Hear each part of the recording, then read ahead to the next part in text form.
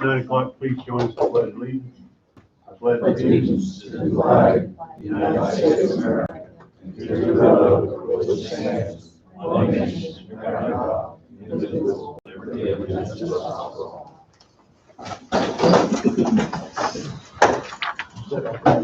First order of business to be approved the minutes from last week.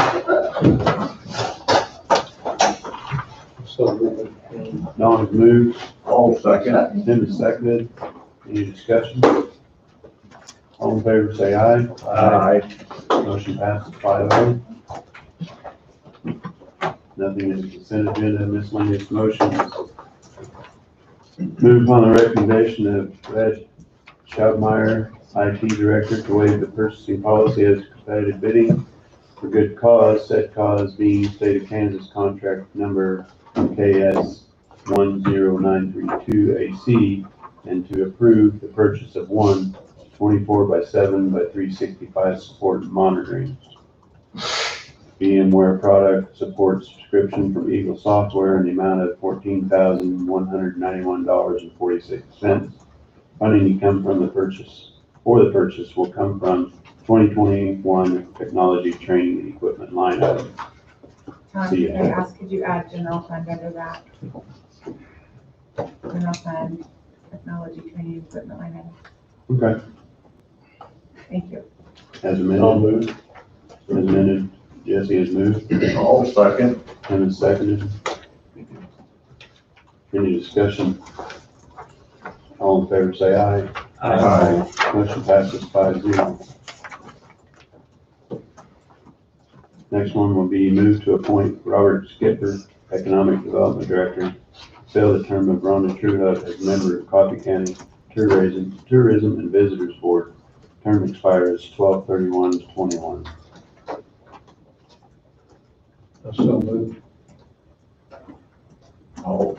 No, sorry, go ahead. All second. Tim is seconded. Any discussion? All in favor say aye. Aye. Motion passes 5-0.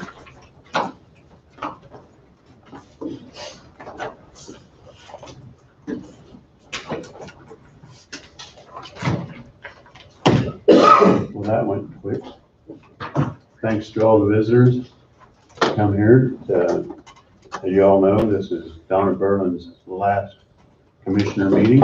She will be retiring after, how many years of service? I forgot, sorry. 16 years of service.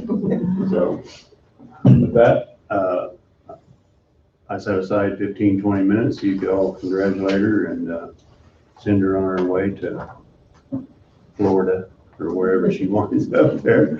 But so this is a plaque presented by the Coffee County officials for dedicated service from March 2005 to April 2021.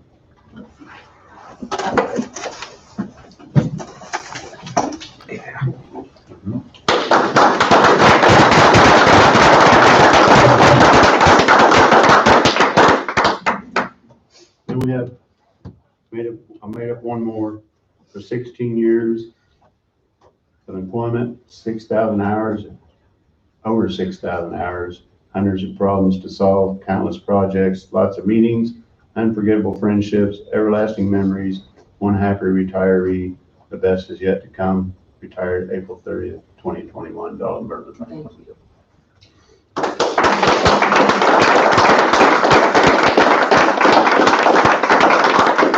I'd like to thank everybody for coming today. It means so much to me.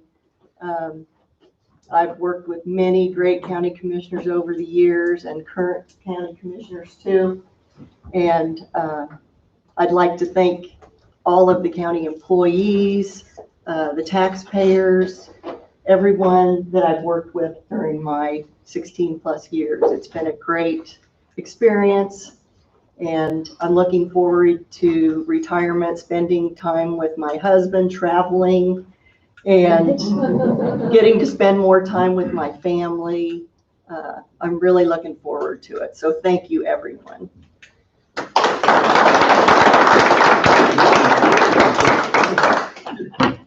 I did set aside 15, 20 minutes for just so you go up and visit with Donna or whatever, and Terry brought some cookies over there, and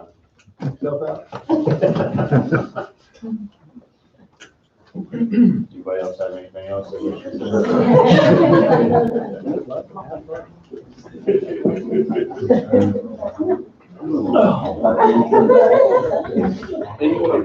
Fred's got something he'd like to say. I'd just like to say, Mr. Chairman, that I think most of the commissioners that I've worked with realize the great ambassador that Donna has been for Coffee County, and the greatest asset that we could ask for to support the commission, this commission and previous commissions. And we wish her well in retirement, and we wish the new assistant well in her endeavors as well. Thank you. Thank you.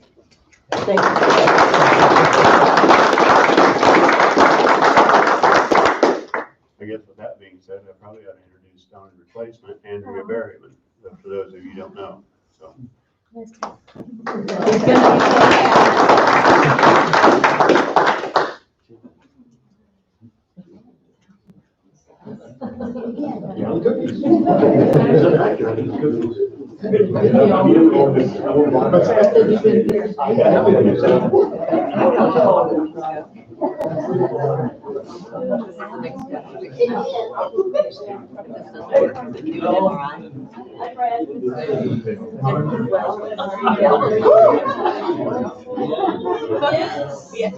Sorry.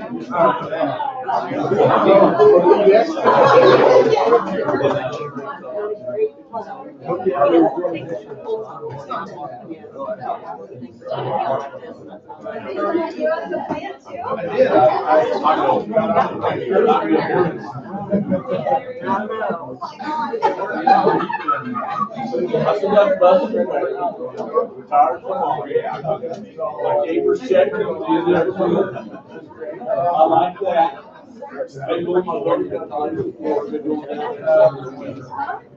Don't you got you got a first grade child. You're gonna have another one.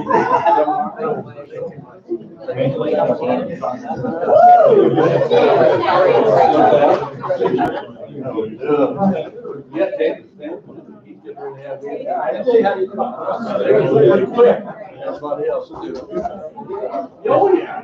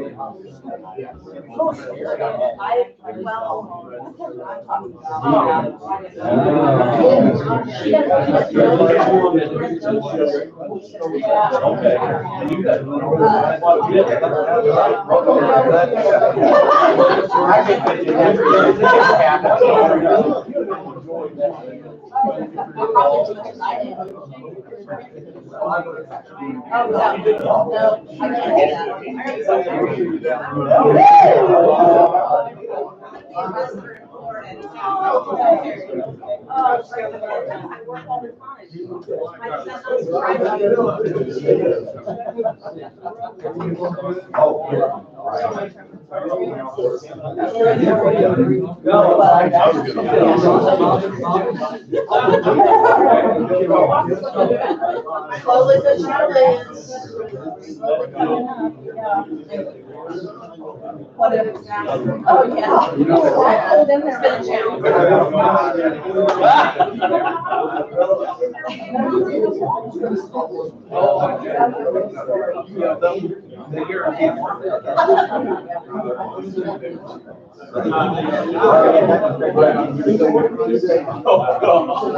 That's the worst. Well, what I mean by that is, I'm just, so.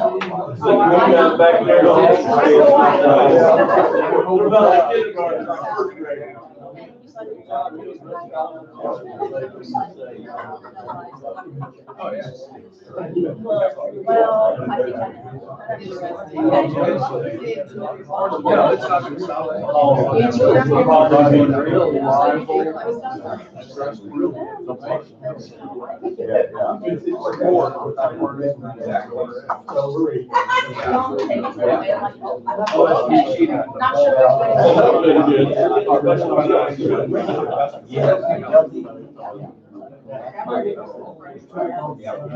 Well,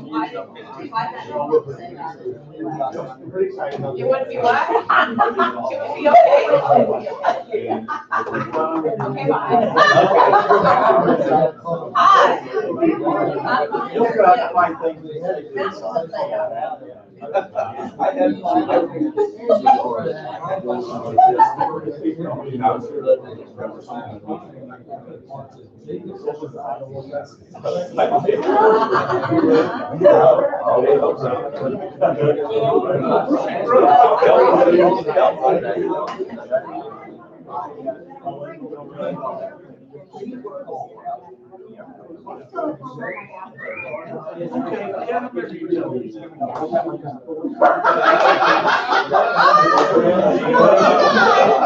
That's awesome.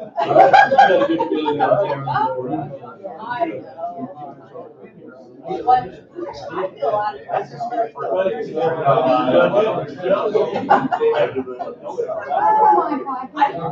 I have to go out and make measurements. Right.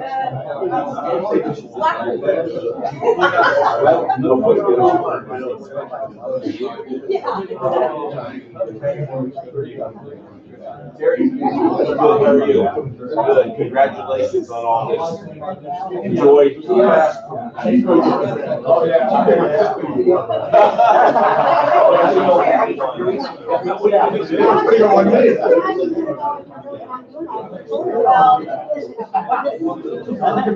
Okay,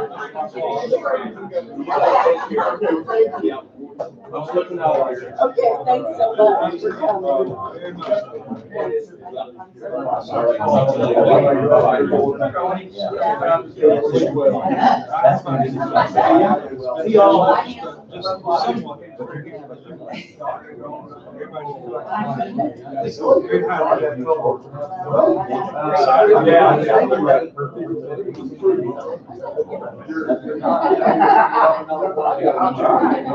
Can I get a picture with all of the commissioners? No, please, no.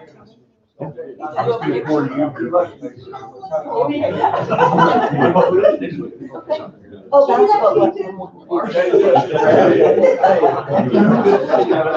That'll tell you that, Joe. I got to see, I think the weather. So can I get everyone in their picture? Like Jill and Jamie, one here next to the whole family. Picture, can I get a picture with all the commissioners? Well, I don't think you can have the whole family there, but they're all.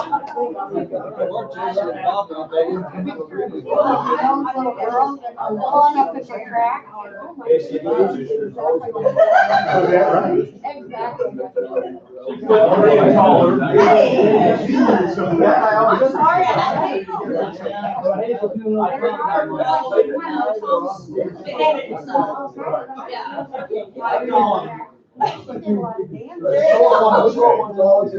exactly right. I'm used to that. I always got to sit up and stand on the front.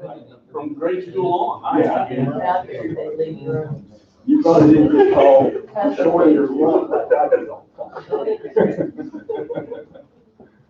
Okay. Gotta get Bob in here.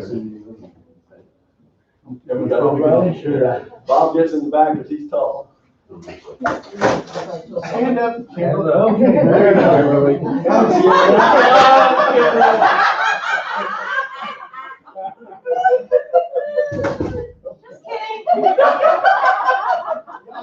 It worked pretty good. Okay, we're going on three. 1, 2, 3.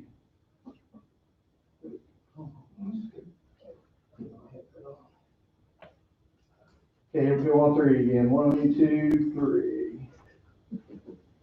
On your legs. Thank you. Hell of a lot of money been spent by this group. Oh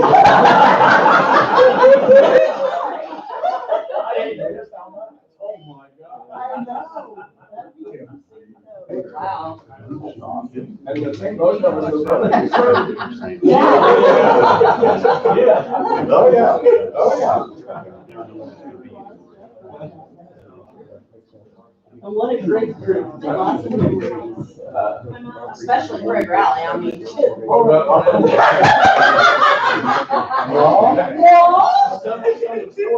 I know.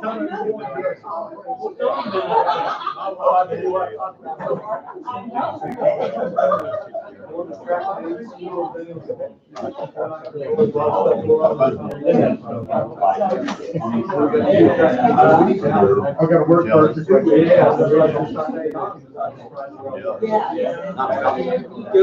Can you go to Oregon? I'll go.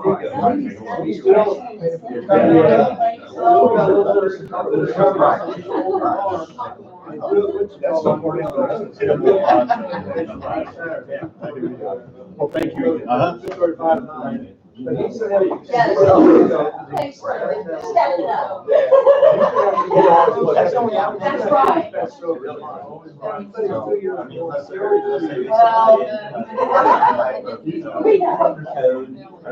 He's qualified.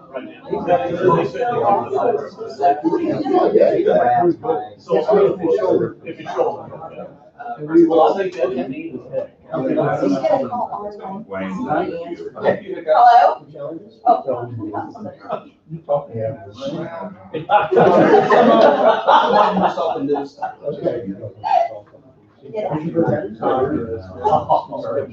Sandy's on the way up. Yeah, it is. Sandy's on the way up right now. Whoever thought you were going to tell me. Okay. How did I He must not be answering. He must be- Well, let's leave a nice little message. You start.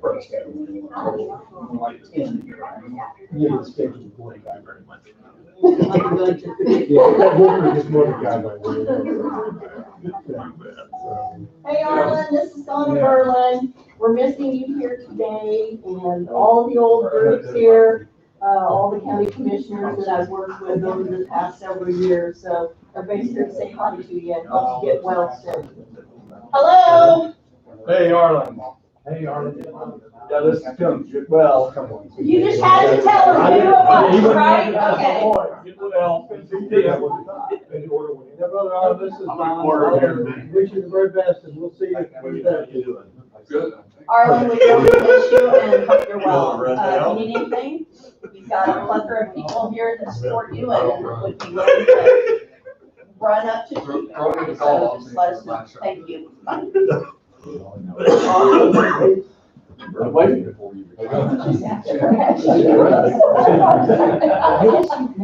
Yeah, how you doing? Good, and yourself? You bet, Dennis. Yeah, you guys still on board?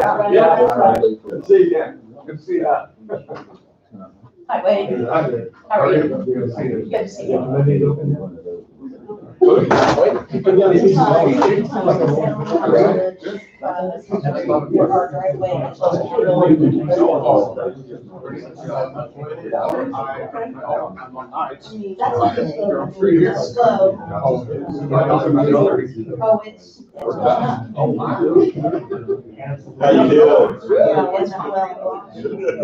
One day we gotta talk.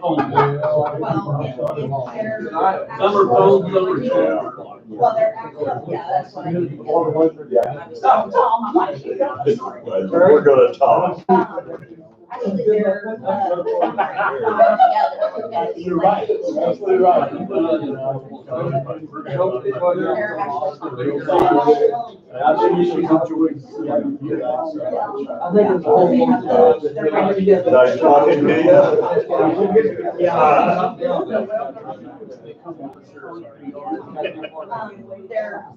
They're molds. That's what it reminds me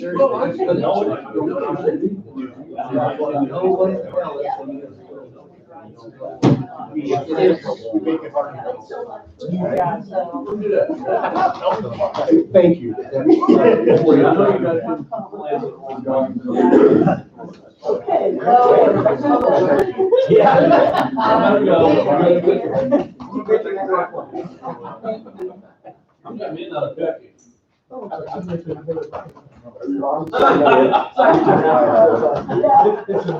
Oh, I see. Thank you for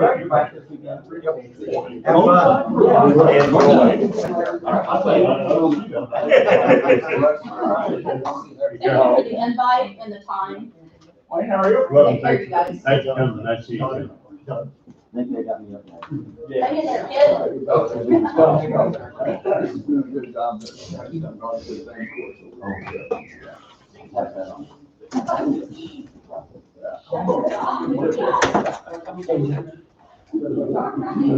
Twenty minutes is about the right amount of time.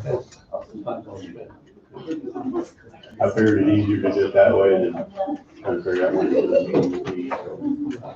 We know when that's gonna start. Never know what's gonna end.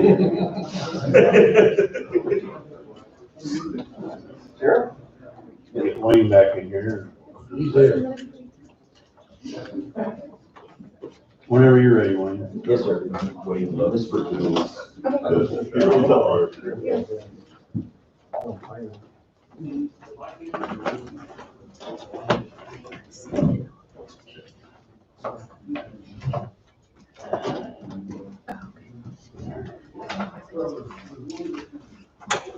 Sorry, I'm just getting here.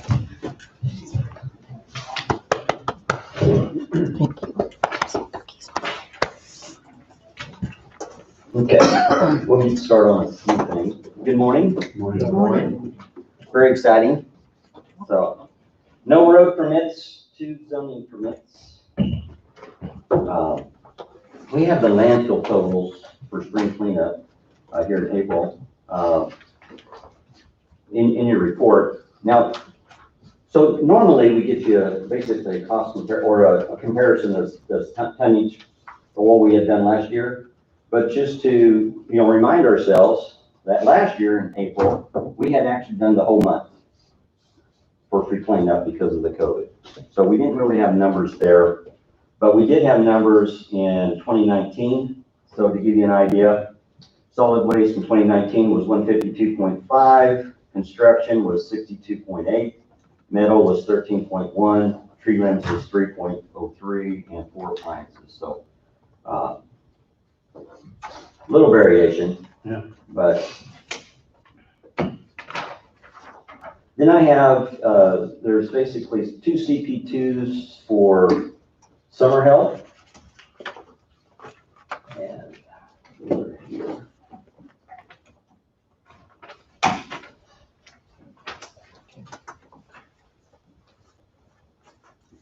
Then I have a motion for assorted culvert pipes and assorted tires.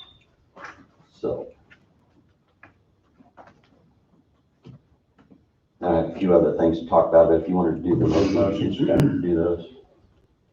Motion 2021-17, move to accept and sign the CP2s for Caitlin Keller, summer help, subject to regular IPP wage classification 5A, with a wage of $12.73, effective 4/26. Number of hours worked not to exceed 1,000. And for Chase Pori, is that right? Here. Pear. Okay. Chase Pear, summer help, subject to regular IPP wage classification 5A, with a wage of $12.73, effective 4/26/21. Number of hours worked not to exceed 1,000. I'll move. Jesse's moved. All second. Tim seconded. All in favor? Aye. Motion passes 5-0. 2021-36, based upon the recommendation of county engineer, move to approve the county engineer's request to solicit formal bids and purchase various culvert pipes and end sections for inventory at the county shop. Funds to be paid from the road and bridge fund. All move. Tim's moved. I'll second. Don seconded. Any discussion? All in favor, say aye. Aye. Motion passes 5-0. 2021-27, based upon the recommendation of county engineer, move to approve the county engineer's request to solicit formal bids for assorted tires. Funds to be paid from the road and bridge fund. So moved. Don's moved. I'll second. I'm sorry. Second. Jesse second. All in favor, say aye. Aye. Okay, then I have another motion I needed to hand carry.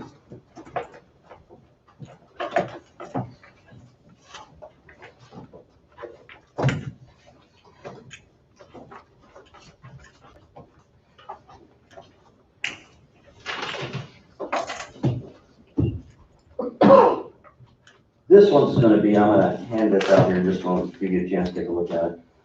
We were awarded by KDOT for the high-risk rural road program, and we were awarded $2,350,000 for a project on Old Highway 50.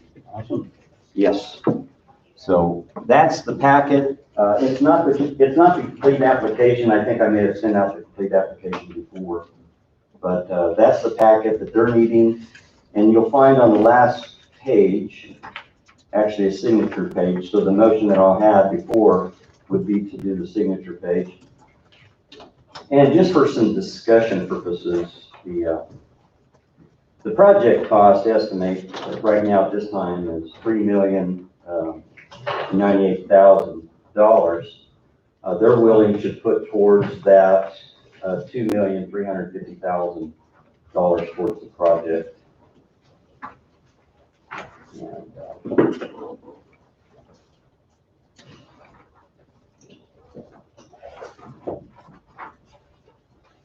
Basically, in a nutshell, it's still gonna cost the county $1.5 million. $748,000, sir. Oh, okay. Yes. 748,000 is what we'll have, and I'll pass that motion around now. And what you're doing by this motion is basically acknowledging that you would like to go ahead and agree to their grant. And then also is that you would have enough funds of approximately $748,000 available. So to give you an idea of what that is,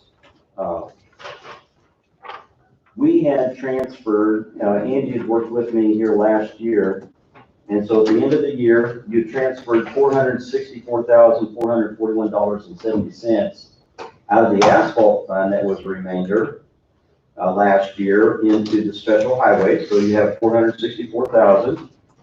And then this year, with the amount of asphalt that we had already bid out, the 6 projects that we had bid, the remainder of the 1.5 million is $475,681.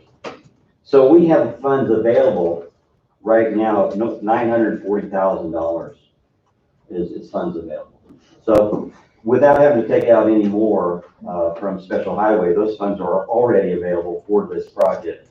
So that would clearly match the 748,000 that we're looking at.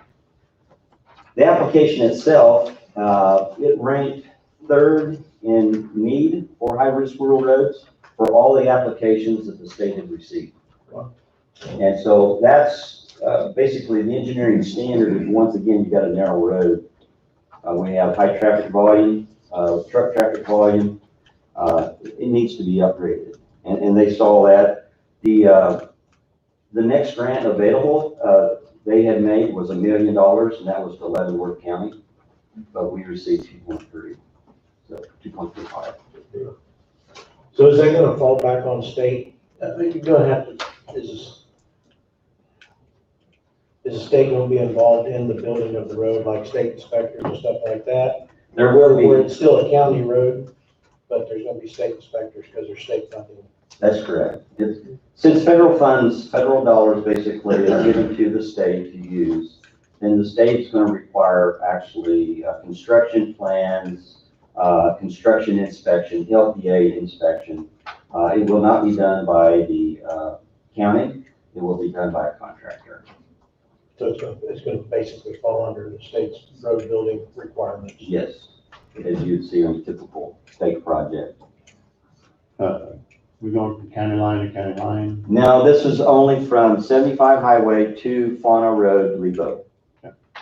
Yes. This would be widening 2 foot on both sides, but what you're going to be looking at is 8 inches cement treated base, 4 foot wide on both sides, 2 foot of 6 inch hot mix asphalt on both sides. In, just abbreviated portion of it. There's going to be other things that's going to be added, striping, possibly even some fabric at that joint, kind of what I'm looking forward to. I know we talked before about the concrete underneath. Is it going to include any replacement of it? No. Okay. For the main line of Old Highway 50, that's going to be part of our maintenance. So that may be something added in later, but not necessarily part of this grant money, but to be something that we may have as far as maintenance that we may add to that road. Well, that's where we took our core samples, is it not? That is correct. As far as the thicknesses on the cores and such as that, I do have some information there. I remember seeing those. I mean, it was pretty thick stuff, but Yes. I guess at this point in time, I guess the state nor you are seeing immediate need to replace any of that prior to spending 3.3 million. As far as the widening of the road, this will take care of the widening of the 3 million.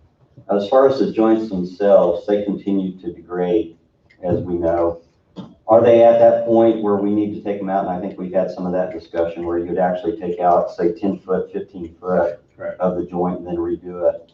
Because the discussion we had and some of the cores that we had taken too, was take cores on the main portion of it and then take cores near that joint and see how much of that concrete was actually fractured or not. At this point, we haven't found basically the joints to be to the point where it just totally needs to be taken out.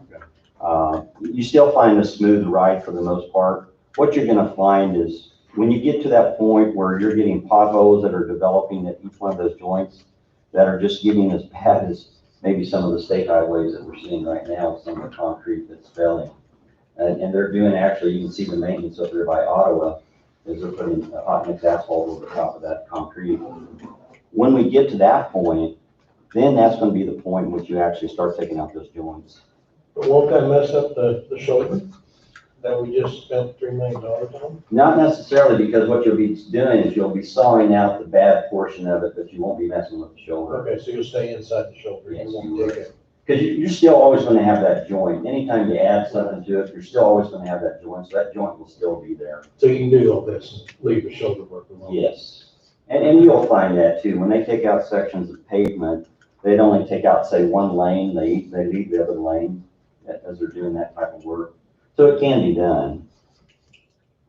So there's no additional overlay over the concrete that's already there? Not for this grant funding. Now, it's not to say that, because what this is this is the grant funding that's available in 2022. So next year, next spring, we could actually technically have a project starting. And so at that point, what we'll be looking at is, okay, what maintenance do we need to do on Old Highway 50? And that might be the time that we'd actually look at and say, okay, is there an overlay still kind of in the works or need on Old Highway 50?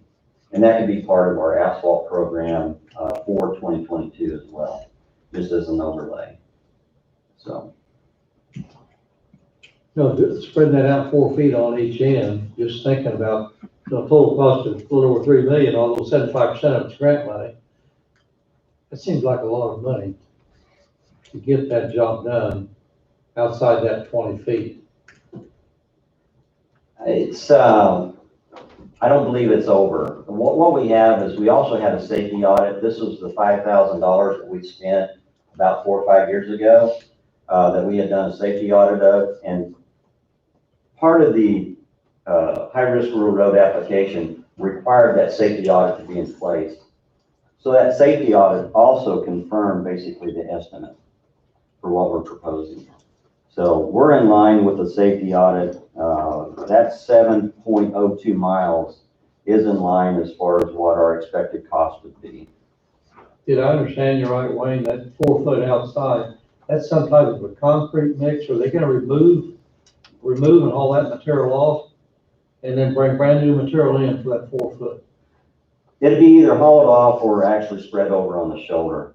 And Spread so, on out, yes, but it won't stay in the same 4 feet? no. Because it's bound to have mixtures in it that probably wouldn't. That's where we'd have to actually have, at this point, we don't have a controlled subgrade. We have a subgrade that's over 80-some years old. Various materials added, removed, whatever. We don't really have a consistent subgrade. This 4 foot that we're referring to is actually would be the subgrade material for the asphalt.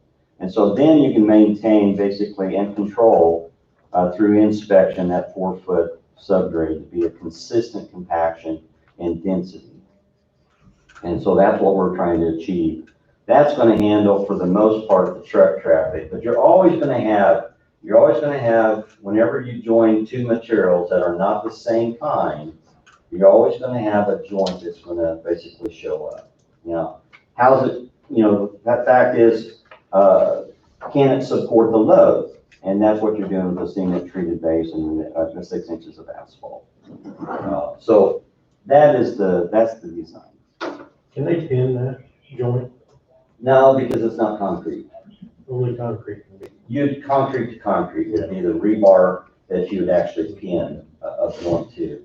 There is one method I'm looking to pin it per se, and that's what I had done on the remainder portion of Old Highway 50. So from 75 going to Waverly was very successful because what we had done is we placed 2 foot of fabric over that joint, 1 foot on one side, 1 foot on the other side. Then we put 1.5 inches, 2 inches of asphalt over the top of that. That pinned per se that joint. What it done, it placed a material that had some tensile strength that had basically minimized the separation of the two joints and actually strengthened the shouldering that was placed onto it. That would be something that we could add to as far as maintenance on that section of Old Highway 50. But that would be later on in the plans. So what you have there is the motion before you is just stating that you're supporting the project. That's the project cost, and then your matching funds, you're supporting the $748,000, which I had shown that we have well over that as far as money currently right now available. That was one that we saved last year, and then two, the remaining portion of the projects we were proposing this year. Any other questions? Yeah, I've been in on this project since it started, and I've been opposed to it. I'm still opposed to the fact that we're just piecemealing a road. We're sticking stuff in there, trying to make things look good. This is not helping the rest of Old Highway 50. So, I mean, you got your motion, you got your survey, whatever it is, but I still can't support the fact that we've already put, I don't know how many thousands, millions of dollars into that road. Seems like we just keep throwing it. And I know it's a grant, but grants are not free. Somebody pays for grants.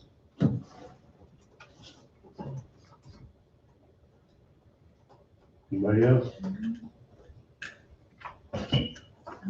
So motion 2021-38, based on the recommendation of county engineer and approval of the county attorney as to form, move to accept Kansas Department of Transportation's high-risk rural road funding for widening and shoulders for 7 miles on Old 50 between Fawn Road and US 75, and sign KDOT Form 1302 for the project programming request for the project estimated cost of $3,098,000. Yeah, excuse me, I messed that one all up. $3,098,000. 98,000. I had it right. I had it right. Yeah. With the county estimated local match commitment at $748,000.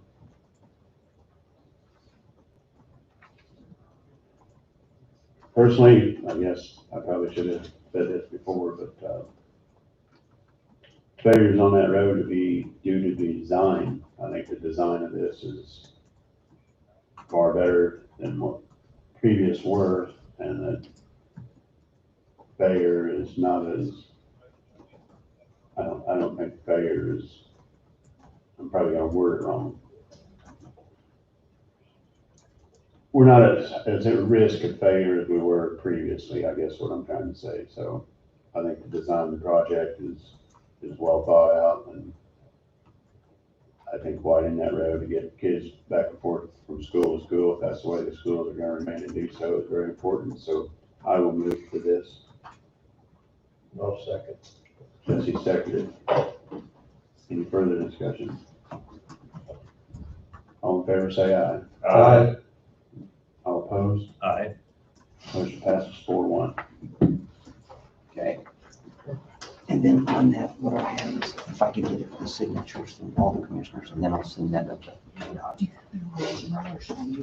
Oh, you can use it. Okay, construction zones going around.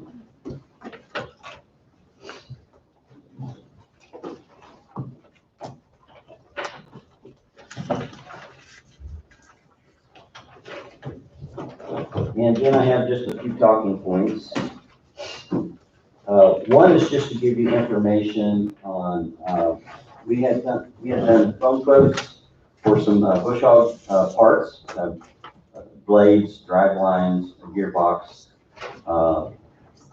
clutch parts and different things like that. So just to let you know, it fell within my authority to go ahead and take action to purchase, but we are $9,924. So I'm just letting you know, it just fell underneath the 10,000, but we have 3 phone quotes for that. And so the low bid was sloop cells. So just information.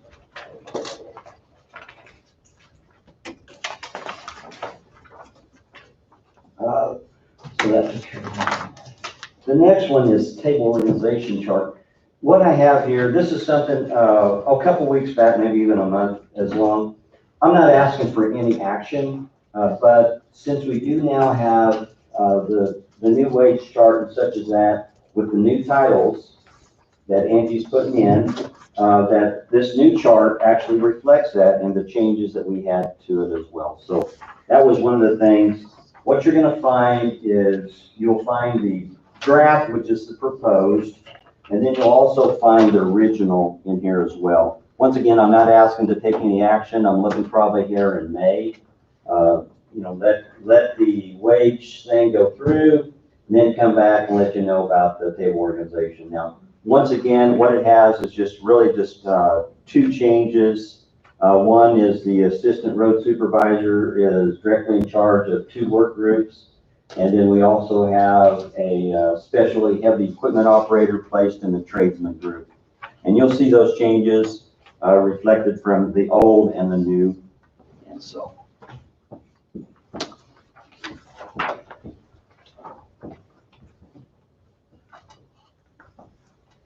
And once again, I'm not asking for any action on that.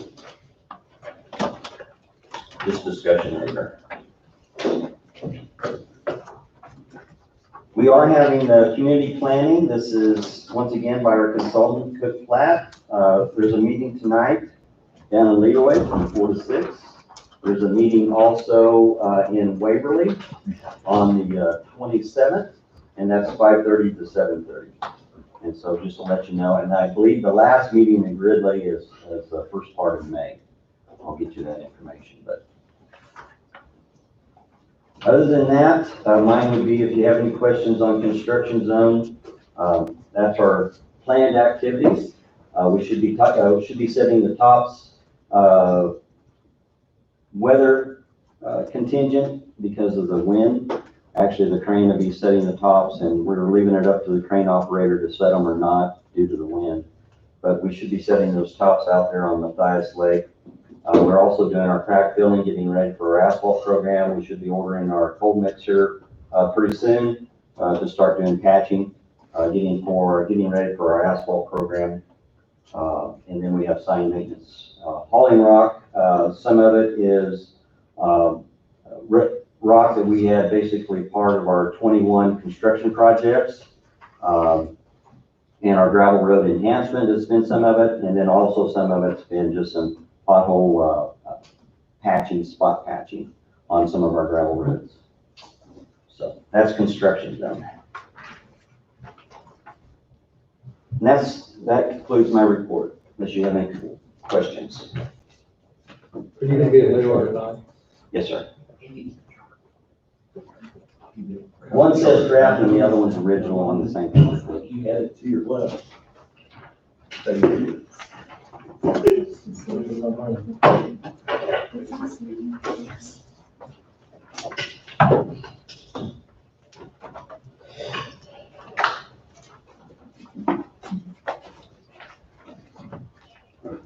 Okay. All right, thank you. Thank you.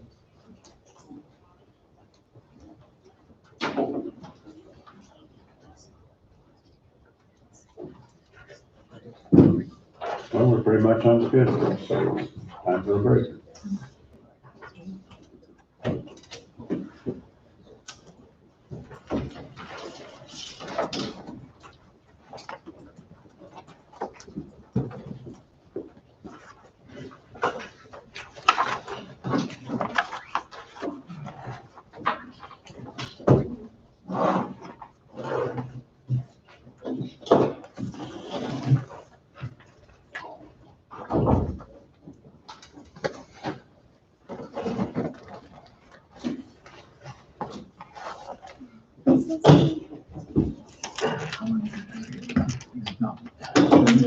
Can you hear? Yeah, I can hear.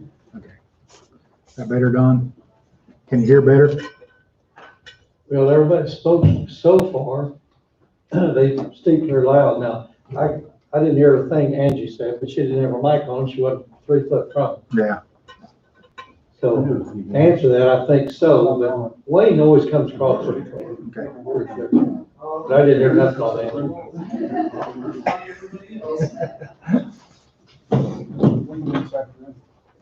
We just gotta, Brad, we just gotta do a better job using the dogs.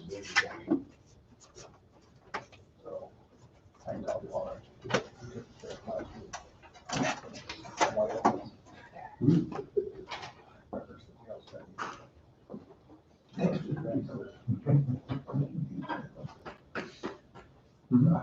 learn some things that so we just want to talk to you about some activities. So, I mean, you know, I didn't want to come down here, but when they said there were cookies, I thought. So, yeah, anytime I get out cookies. And I eat the raisin ones, so they're good for you, right? Yeah. Yeah. Yeah. I come back, it was last week, I come back, in the parking lot, some guys had their hats backed up, the next week before. And they were like strapping guns on the vest. Oh, we serve some ones. One of those, it was, U.S. Marshal. Yeah. I'm like, I said, I put it in there, can I help you, sir? I'm like, this one went flying. I said, I was a county commissioner here, and I just, I seen everybody had their hats backed up and strapping stuff on. He said, yeah, we didn't brought one in the bar. I'm like, okay, have a nice day. Yeah, we've been working with it for quite a while on the case, so. No, that was us. That was some search warrants that we did. There was another case that they called and asked for our assistance. We helped them out. They took what we done and it was their case, and so they brought their own big guns in. Yeah, 5 of them on there. Yeah. Yeah. Okay, have a nice day, guys. So, yeah, we just, yeah, but we did form the last very up, we helped them, so. You know, what good, yeah, no problems. Just wait. Yeah, absolutely.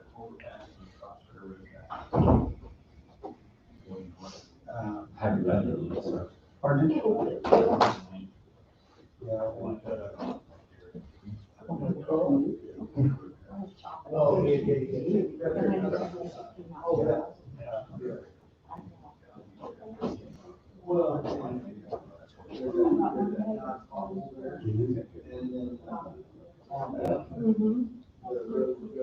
Just not. The choices.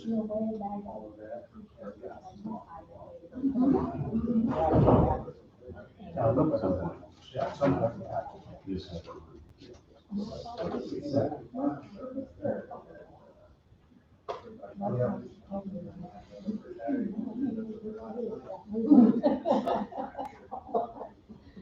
So when will 40 miles an hour? It does, but modern invention has this thing called surface retarder. Keep us from drying out some way. Puts moisture back in the top and retards it, so it don't flash on it. And so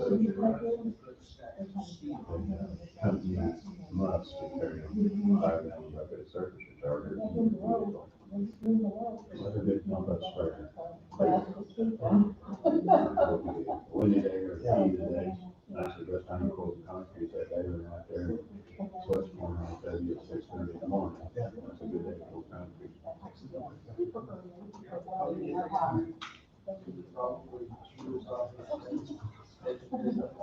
Just let you. I didn't know you.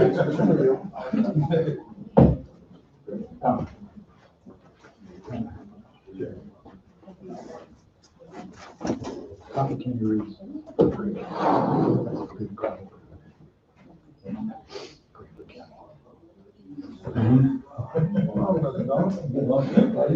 No, we have dollars. I didn't get it right. I just get it like that. On that, but track meets are all Tuesdays for sure, and some Thursdays and Fridays, so. So how much more time will you need? I hope they have a good track. I'll be on the phone, it'll take me 10 minutes. I'll call you second. Okay, I think maybe it might be a little better. I'll say something. We've got to use the dark light. I'm moving back here, I get less interference, so I can turn this. Turn it up a little bit. Wayne, I know. No, it's good. I think it's cool better now. That's exactly. Yeah, I can hear it a lot better. And he can stand back and stay did a good.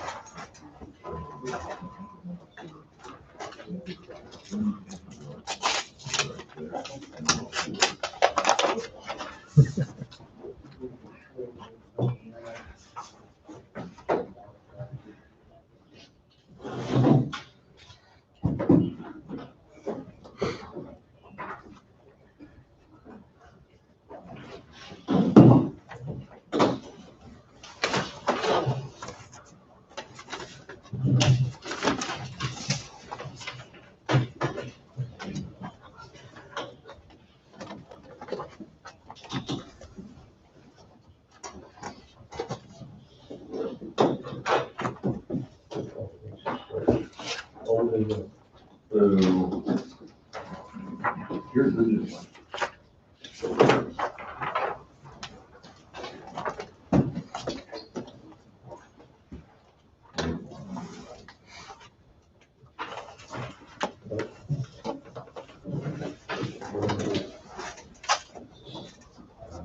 That's the new proposal.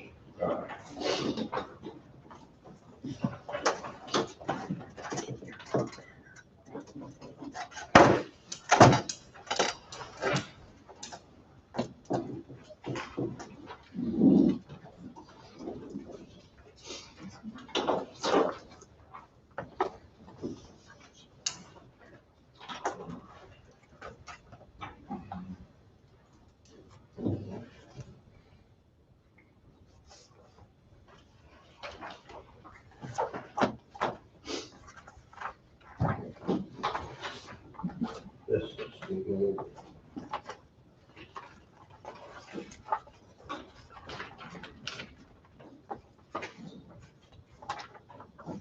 What you think of draft? Thank you, Wayne, but I just texted Wade to see if he's gonna join us. he's gathered quite a bit of information, I'm not sure why.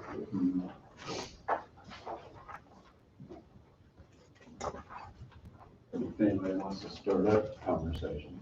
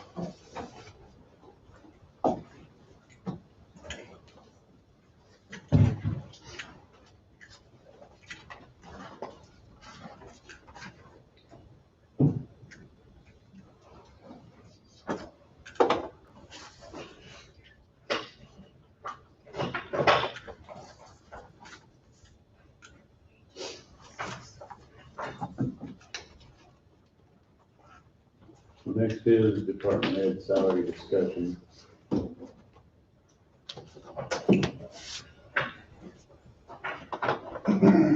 Wayne, answer you back? I have not heard back from him yet.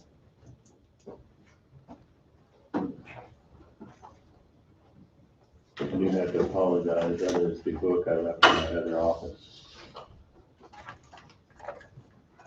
I knew we were gonna have this discussion today, and I still walked off and left it. This book here. Mhm. Here, you can use this one, Tom. Thank you. Does anybody else need one? I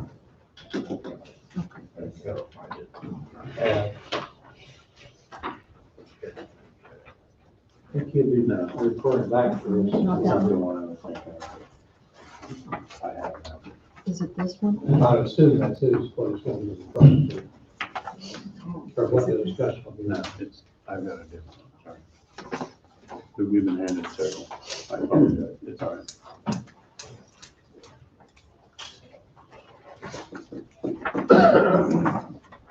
I apologize, John, what'd you say? Jesse had those pink sheets that I said, I'm sure that the discussion will be over this.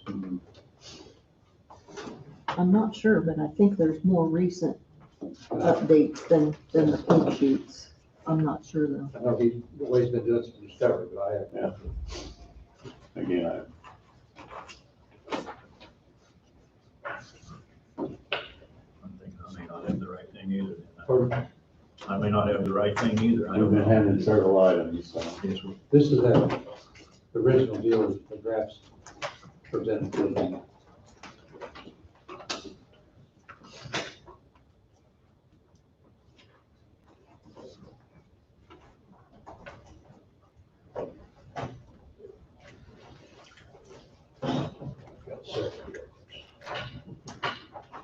Angie, do you have a recent copy? I have some things I'm going to discuss with Okay. the commission, yeah. Whenever they're ready. Pardon me? I said I have some things to discuss with you whenever you're ready. Yeah, just go ahead, well, just, I mean, if anybody's got something they wanna add to this discussion, let's just roll with it. Well, I have some good news to report. Okay? When I talked to you last week, after talking with CIC and the software programmer, they said that there was no way we could implement the salaries for this month. And so after some brainstorming, Denise and I came up with an idea. We thought, well, we didn't know, with the previous chart and everything, if it would interfere with anything. So we called the programmer back and we asked if we put in a certain module on the software, just put in the salaries, don't make any changes to the chart information, and if we could at least get that part in for this month. And then moving forward after this month, we'll go ahead and get the chart and steps implemented, and that'll be another long process. So we worked very diligently last week. I mean, we made over 1,300 entries for all employees, and we got the new pay in for this month, so it will be effective 4/1. So with that, I had a motion for you to approve the new chart, and this is updated. Lisa and I worked back and forth again last week, double checking each other. And so, hopefully there's not an error. As many times we've checked it, but with us being humans, there could potentially be, maybe one employee or something, but hopefully not. That's a lot of entries. We worked with Wayne's department closely because of all of their employees and also the sheriff's office. All the other departments, we pretty well had those down, but there were some differences from the other spreadsheet, so we had to get that correct. So anyway, I've got a new yellow sheet, so this will be the new one, so you can get rid of the pink one. And like I said, they're entered. Once you give us the approval to go ahead, Denise will go ahead and get everything entered, and she's gonna double check if she's entering also. So like I said, we worked really hard and to try to make this happen, so. Thank you. Yes, thanks for your hard work. Thank you. I know it's a nightmare. It has Well, been. even if there is a one or two or three, you're bound determined to have. I mean, I think it's best to due diligence be done April 1st is the target date. We weren't giving up until the bitter end, let's just say that. Go down by. Yeah.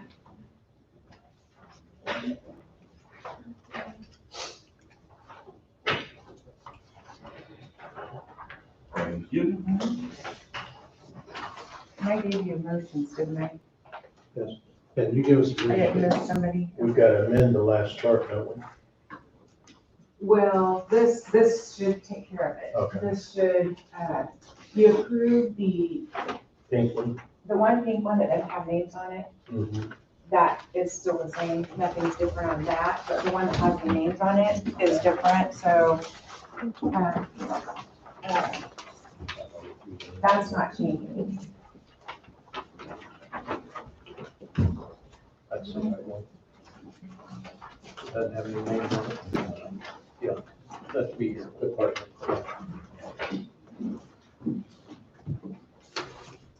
So that, Angie, this is for those employees, 40-some, that have earned their 2 steps. What this did That's was, absolutely inside there too. yeah, what this did was, so if they were eligible for a step on the old chart, they moved up their step, and then they stepped onto the new chart, just placed, basically placed on the new chart, closest to the salary on the old step. Then, those that were not eligible for a step on the old chart, they were placed on the new chart closest to step, 1 step. So that's what we did. And we all, I mean, like I said, all department heads, we worked with all of them, so we were all in the same boat, working hard, and I know it was frustrating for all of us, but, I think we were able to make it happen, so. And I thank all of the department heads' input and support in that too, and working hard. I know some of them were about to pull their hair out as well, but we got it done, and everybody worked well together, so. Good deal. So all the department heads have the responsibility to fulfill their obligation of making this right too, Yeah. so. And they did, they worked very hard. It's a joint effort, and that's what it should be.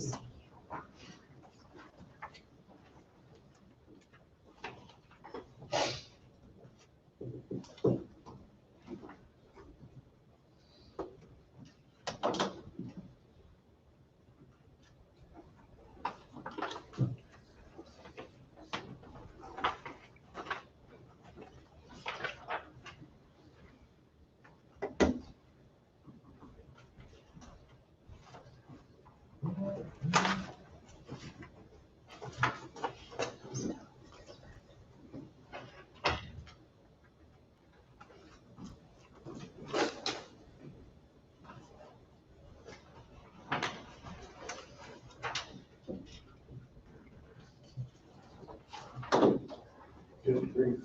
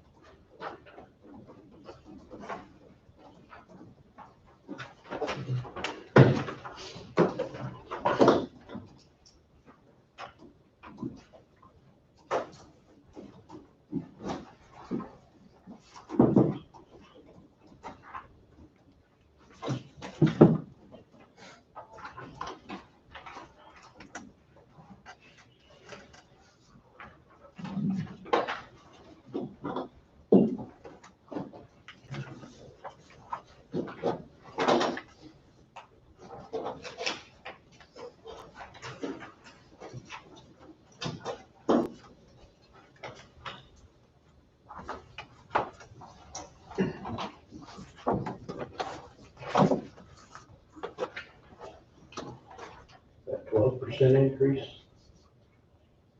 Page 3, is that, I mean, it just jumps out. You're gonna see a lot of twos and sixes and a couple eights, but 12.2, second page, bottom side.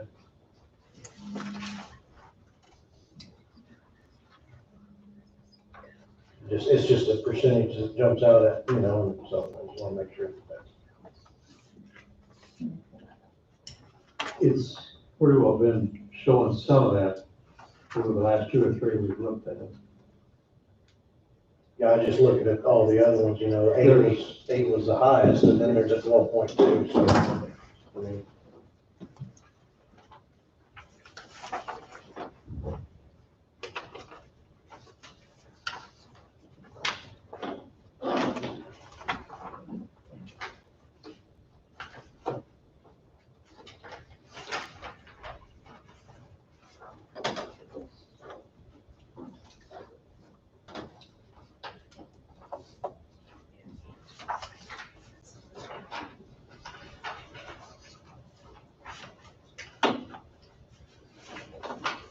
The last pink sheet we got doesn't show those type of changes.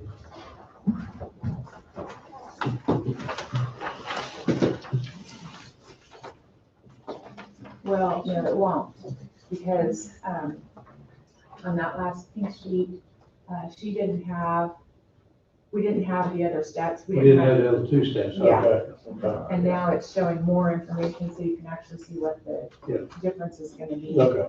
It's just something that jumped out at me. Yeah. It does kind of jump out, but two steps wasn't it? Right. And you can see the ones in the highway department that has bigger percentage.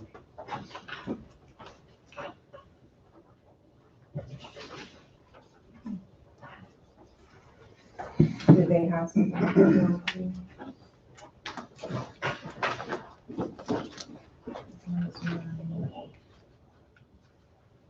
I wonder if it gives you something.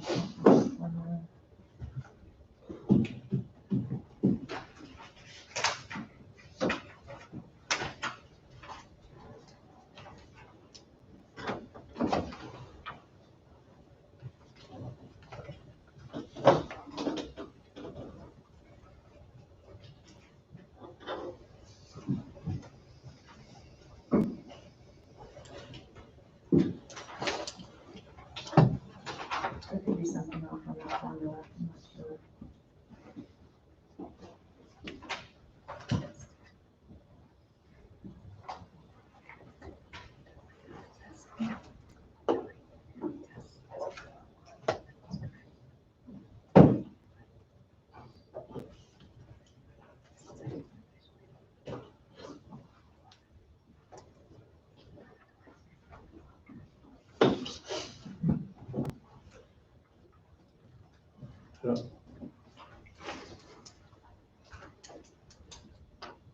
You get an opportunity to look over the new one, Wade?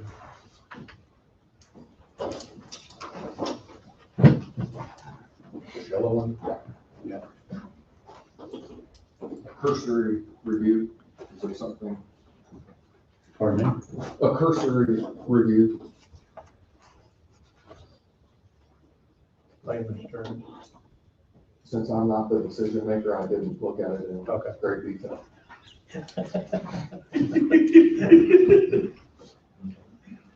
That makes a lot more sense. Understand completely. Unless you're wanting me to look at it in great detail. I don't have a vote, so. Well, I agree that you do not have a vote, but evidently your opinion is highly valued here. Yes. Is there something specific that stands out that you want me to point my attention to? No, not in my book. Jesse did draw attention to it. I think the percentages are just gonna be all over the place, given, What in the world's went on? yeah, you had it described the best way I'd heard it put yet, that we, again, I don't think any of us realized we were moving the goalpost on anybody. Wasn't intending to do so either. And I went back and checked those particular ones, and it looks like they're in line with what they were expecting to see, so. I mean, Angie's worked with each department head, and everybody's intent in order to put this part of it behind us. I'm sure we're still gonna have somebody thinking they're not getting the fair shake, but. Yeah, because there are some 0%, but, you know, I think those people have been here many, many years. They got their 30% cost of living. They're gonna get their $1,800 longevity pay. If they earn that much. Yeah, so, well, one time being been here that long to get the Yeah, 1,800. those have been here that long. And I From think- 3 to 1,800. And I think that's the sad thing about this, in my opinion, is everybody has basically benefited from it except our people who have been here the longest, and they get absolutely no increase. Was they ever topped out as they were? They were topped out as they were. I understand that, but it's just, Yeah. doesn't seem quite right that our people who have been with us the longest and good employees are just the ones who didn't receive anything. That's the way it works. There was one. I do agree with that. I mean, we as commissioners can remedy that. I mean, not to say we're gonna do it today and contradict anything that Angela wants to do. Angie wants to get done in the payroll. I'm not saying change it. Yeah, no, I mean, it's at a later time, just like everything else, we can very well. You know, there's always something we come up with to reward. You know, in several work environments, you do top out. I mean, that's just, I mean, way it goes. So, Nature of the beast, Yeah. yeah. And those are minimal. From what I've seen. And those people have been here a very long time. Do appreciate the years of service.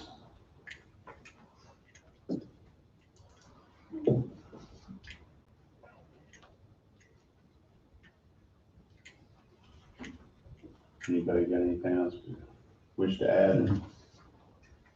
You know, we knew when we went into this would be a huge, huge undertaking. The most huge undertaking the county's probably ever taken. And we knew it wasn't gonna be a perfect fit. No way you get a perfect fit when you take on that type of a project. And, I know there's been a comment or two in the last month or two, maybe we rushed into it a little bit, but, you know, it's been 2 years in the making, or a year and a half plus, 2 years. And, there's bound to be some that don't totally agree, but that's the way it goes in the business world, and then the restructuring some.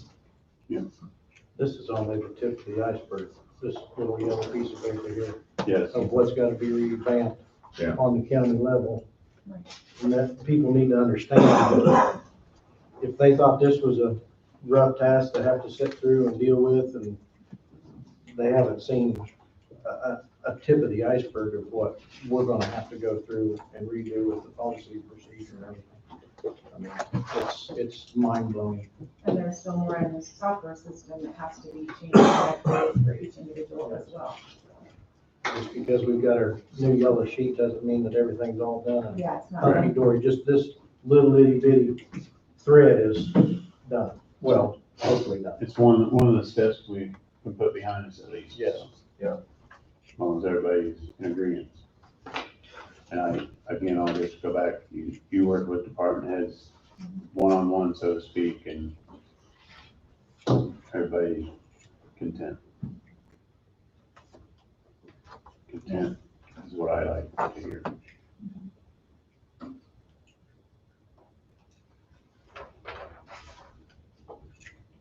Any further discussion on it? I don't have any other comments or. So do we have something we need to rescind? Or we just proceed with this? Well, the motion that you made on March 29th was the implementation of the salary chart that doesn't have names on it. That's the chart you approved. So this is the one that basically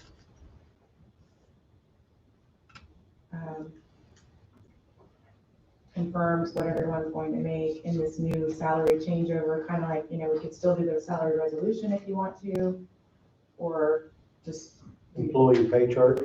Yeah, because this is the revamping. I mean, this is a different deal than what we normally would do, I so. don't think we've got any motion in place that's got to be rescinded, Yeah, I I don't don't think think. so either. The target date, is always April 1st, but, we was willing to work with May 1st if that's what it took to make it work.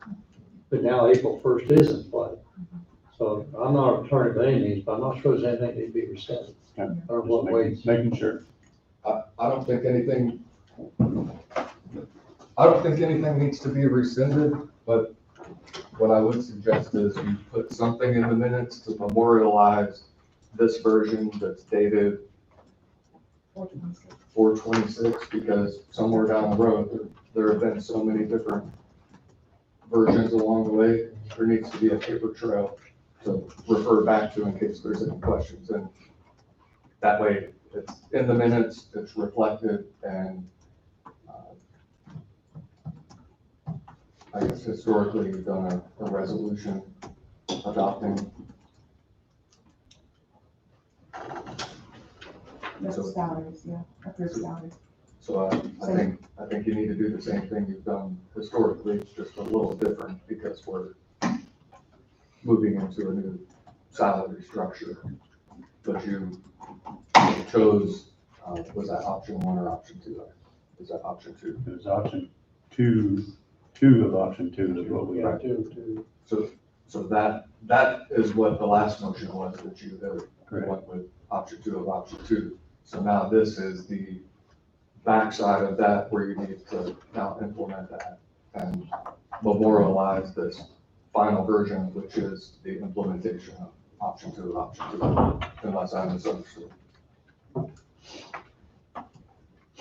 That makes sense? But yes. What So do you ba- have for this motion? Fair enough. basically, Wait, this,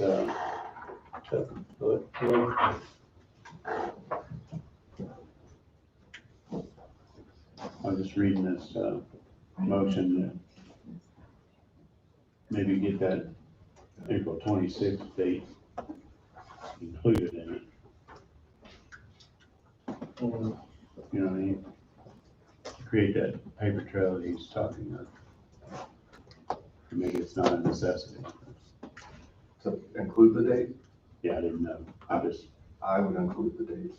You would. Dates are Important. important, and this is, I mean, you're basically through a motion incorporating by reference this particular date and this particular version. So if there ever is an issue or a question, then you have it memorialized, and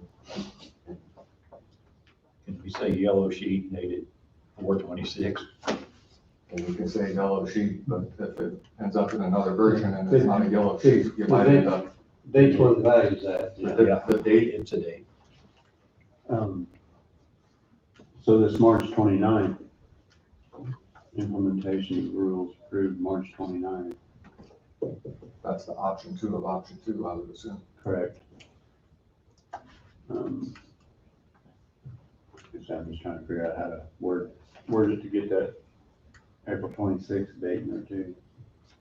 Move to authorize and direct chairman to sign the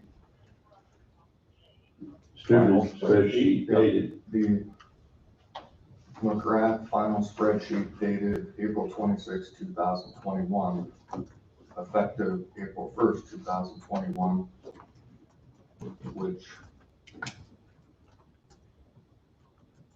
I don't like sets, I'd say establishes.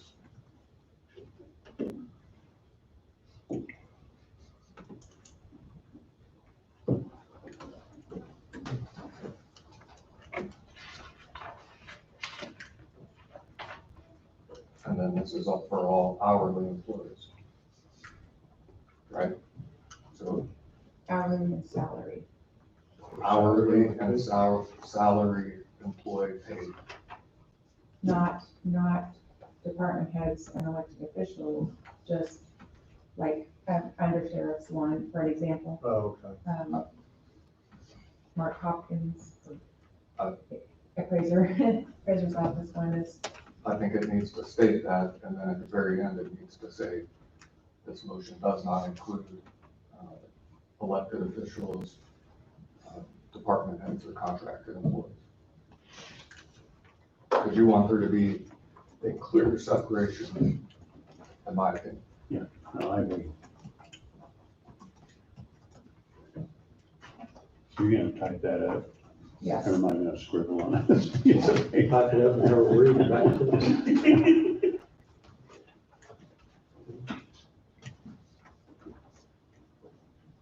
But yeah, I think that 4/26 date is very important.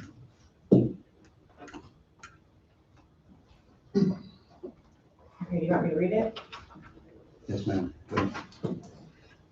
Move to authorize and direct the chairman to sign the McGrath final distributed spreadsheet dated April 26, 2021, effective 4/1/2021, which establishes individual employees' hourly and salary employees, hourly employees and salary,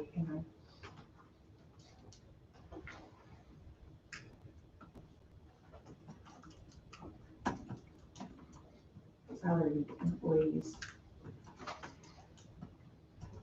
Move to authorize and direct the chairman to sign the McGrath final distributed spreadsheet dated April 26, 2021, effective 4/1/2021, which establishes individual hourly employees and salaried employees' pay on the new schedule in accordance with commission implementation rules approved March 29, 2021, and to authorize the county clerk to place the approved pay grade and step schedule into the CIC payroll system. This does not include department head and elected officials' salaries. Concur? Department heads also includes contracted, right? Department heads I think department heads covers it. So and elected officials' salaries.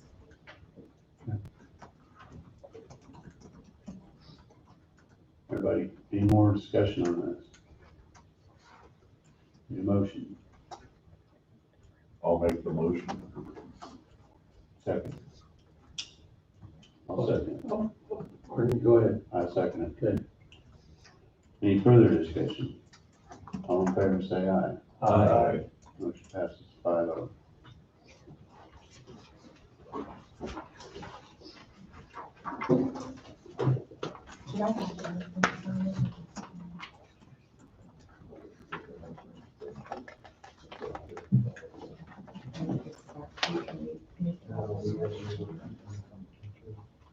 well, that's not. Tom, can you sign the back sheet on that for me? I'm gonna get it today. Sure. Thank you. Put them on the lock and key.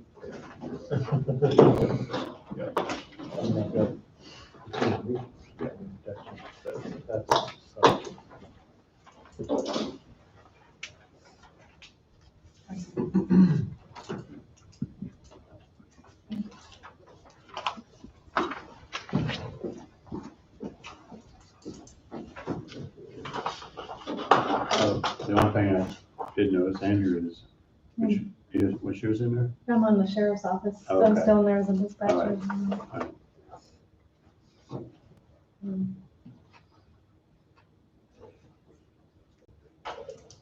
Yeah, everything shows correct on there, just under the sheriff's office. Right, okay. I was looking at several others and I seen Donna and I was like, oh, well.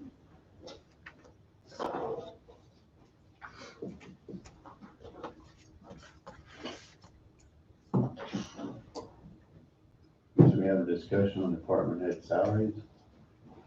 Or was, Probably want to take a break. I would want to take a break. Before you get into that, that'll probably take a little while.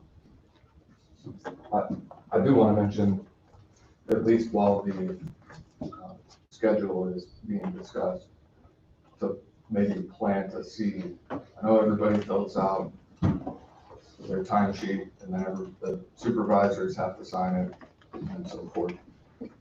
One suggestion or option to consider is to have a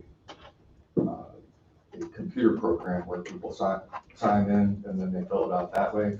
That way there's not 150 pieces of paper that have to be gone through, and it will, in other places where I've been, you have a personal identification number, you log in, and everything is available through that portal, whether it be your benefits, whether it be your sick time, vacation time. You can change it real time. It's something to consider as an option, but I think you probably need more information on what that's about, what it looks like first. The computer program or the software company that the county uses right now might have an extra module that could be added to what the county has. And if that's the case, I think it would be a very good idea to at least look into that, what it would take if there's a demo. Because that's really, you can do a whole lot online and it would save several steps along the way. Throws the time clocks or the sheets out of the picture. You have the responsibility. That would mean each department would have to have a computer where somebody could access that computer. But for example, when I was in Wayne County, Michigan, which is Detroit, there were 170 attorneys and prosecutors, and then there were, I don't know how many support staff, so it was quite the large operation. Everybody they used a software module like that, and all you had to do was log in, enter your time. You basically, by clicking the button, you certified that those hours were correct in case there was some fraudulent use, then there could be sort of a way to track that. You could always go back in and let the payroll clerk know if something happened, because you'd still have to fill it out early. It's just not as early as you do now.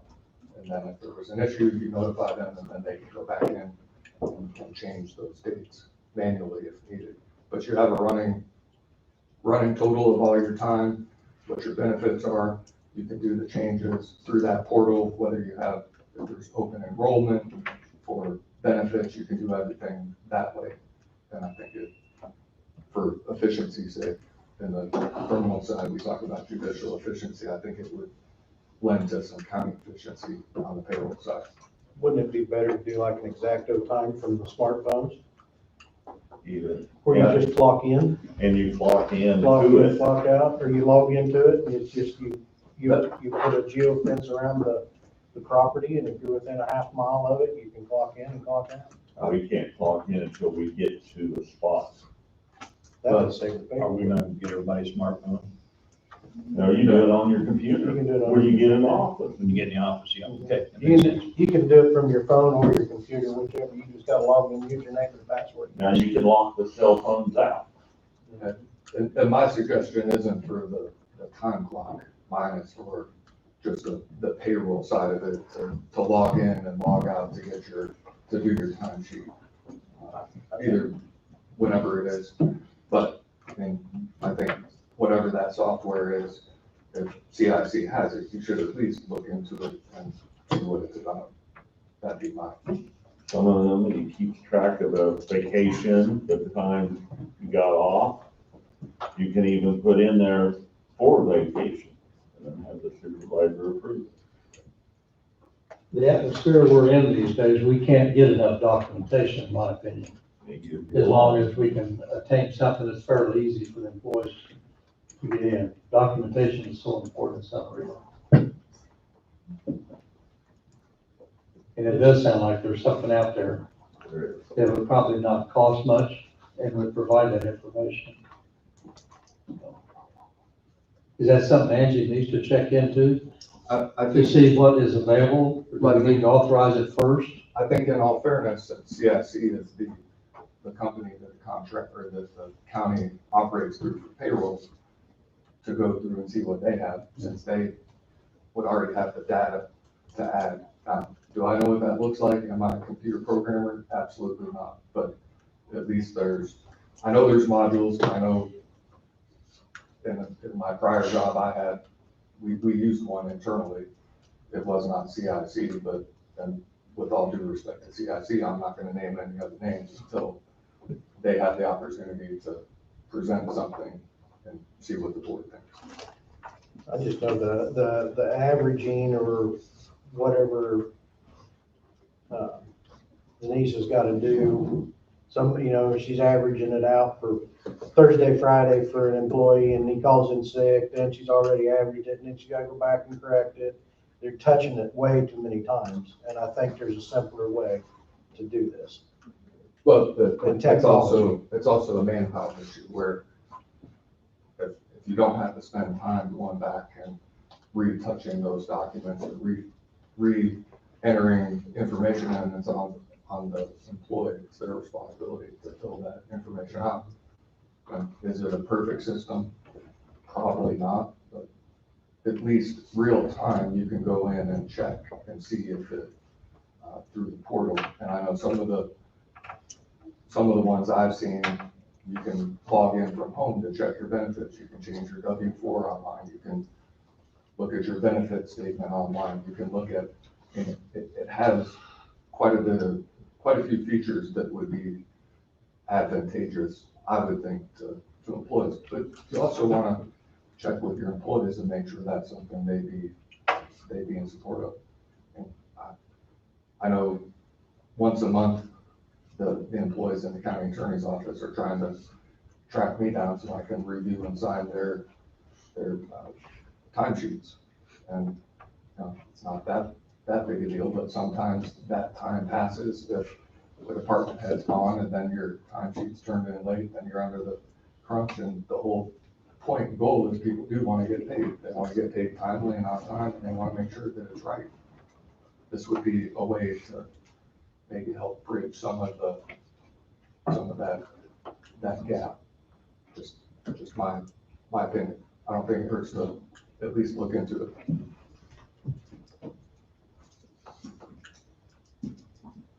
Can I add something to what he's talked about? Yes. We have talked to CIC, the representative, of course, has tried to sell us the module. There hasn't been an interest, I think, with the time clock portion of it. But I do know they've got the geofencing and things like that for cell phones. A lot of what Wade's talking about, I think they have. The only thing I don't know is if they could take the time clock portion off and just allow it, like you said, just an online keeping track of your time type of thing. So that's something that Denise and I can check into and see, maybe they can do an upgrade or change to the program. We might have to pay for that, but I mean, if it works, it'd still give us everything maybe that might make things easier. No, I don't see a problem with the time clock period. I mean, I think a person would probably be a big island for if somebody that's supposed to be here at 8 o'clock and doesn't show up till 8:30. I would encourage you to check around with the employees to see, at least get some input or feedback into the time clock issue. I know in my time as at least a prosecutor, I know there's other counties that implemented time clocks for the assistant prosecutors. And it was not very popular, and I understand, but to me, then that takes the responsibility out of the department head's hands to handle an issue and makes it, maybe somewhere down the road if it's not addressed, but at least initially, a time clock. I think we're all adults. We all understand what it means to be at work and do different things, and that the taxpayers are paying for it. And what we may find is that some employees, although they're not here at 8, maybe they worked through lunch or they didn't take their break or different things like that. So it may look up front like they may have earned that time with their department head. I don't know. I'm just trying to think of all the different scenarios. I would at least start out without the time clock function and maybe do a little more exploration on that. But again, I don't get a vote, so that's your call, what you want to do. Thankfully.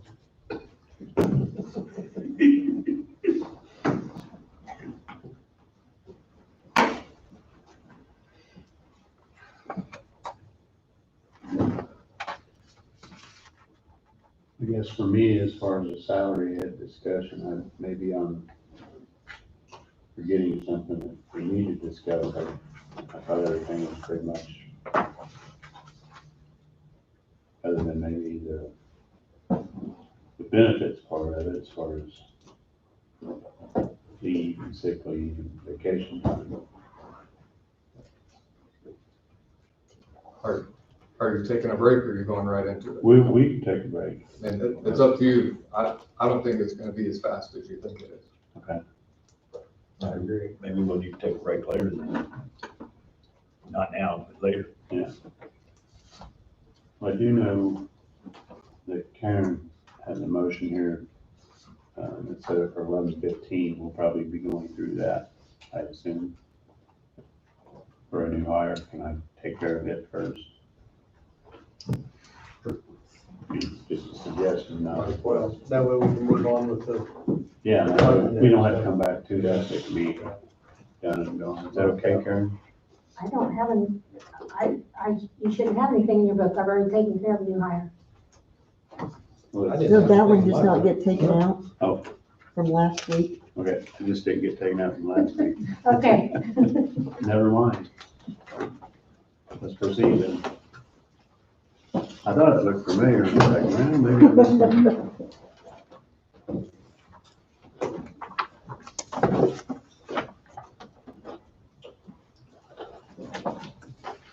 All right, so before we do this, I need to request a 10-minute executive session, because I want to make sure we stay within the boundaries of what can be talked about.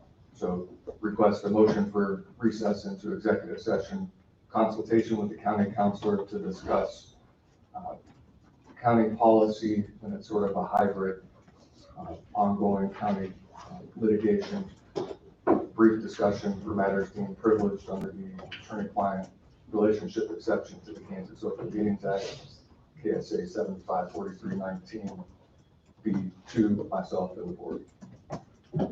For 10 minutes. 10 minutes. I'll where make we the, moving to. I think we're gonna have to go back to economic development. Tim's moving. make the motion. I'll say. Jesse seconded, all in favor? Aye. Going at 10:45.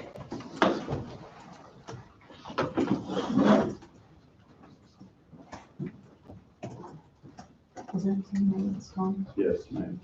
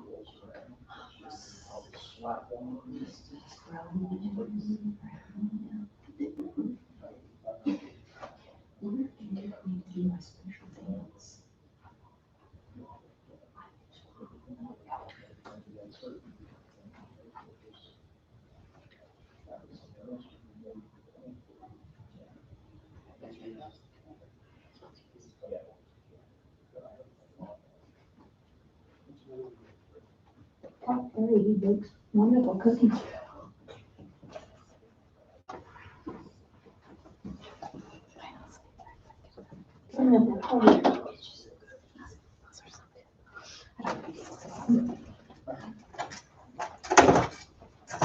Hey, Mom.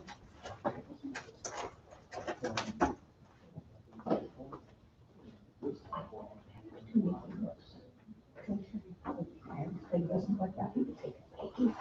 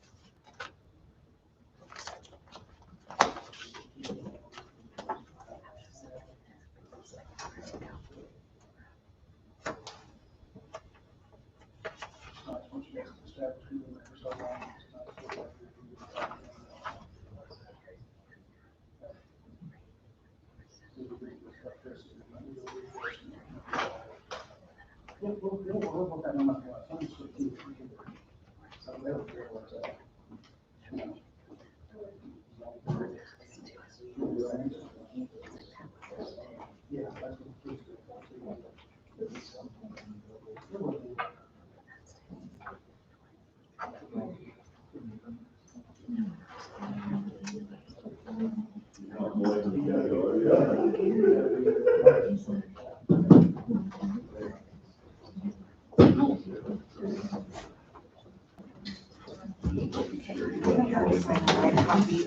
sorry. It's not copying very well.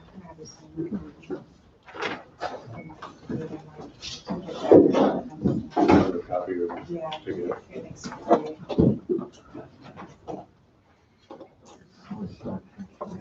Signed in. You're fine. 26.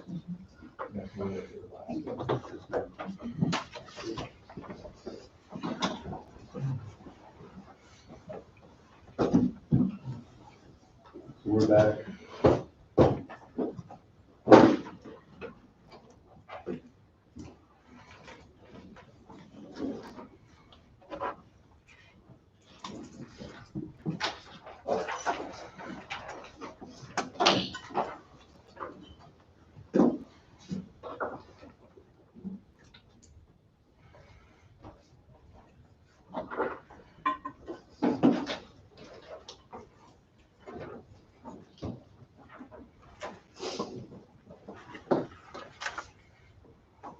You said we're back? Yes, sir. Oh, sorry, I missed it. No, you're fine. I was getting myself all organized. So my suggestion, and I think I mentioned it previously, is that the board take up the CP4U, which is the Coffee County salary schedule for all elected officials and department heads, all at the same time. So that's the CP4U form that the last revision was January 25th, 2021, and that was, took into consideration the market adjustment of 30 cents. And that is the last one. And my understanding is these are taken up each and every year. So this would be the time that I'd recommend doing that. And in doing so, since you're going into a new salary schedule, so to speak, for all the hourly and some salary employees, I think you need to do this at this time. So if each elected or department head has a statement to make to the board for consideration, I think they need to be able to come up, make their statement. And then after the board has taken up all the statements, then to deliberate, go through each of the individuals. So that would be my suggestion. And this will all be, and I don't see a situation where it wouldn't all be discussed in an open session. There may be somebody who may request an executive session for some various reason. I think the board will need to have some, take that up on a case-by-case basis and determine whether it meets the eligibility or exception to the open meetings act. Does that sound like something that the board's okay with? Yes. And I see at the very top of the list, is the sheriff, who happens to be here, and I'm not sure if he has anything, and that doesn't mean that anybody has to say anything, but if he wants to, I think he's the. You're good? I'm good. Okay. So the sheriff has, I will say one thing. No, he done said I'm you're sorry. good. I'm sorry, I will say that again.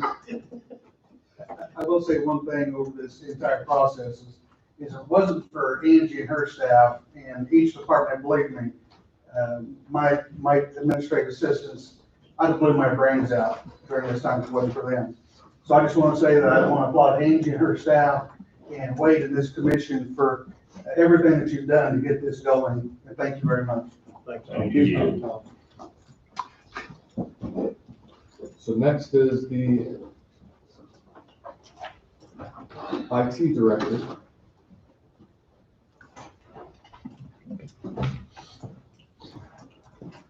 We discussed mine a month or so ago.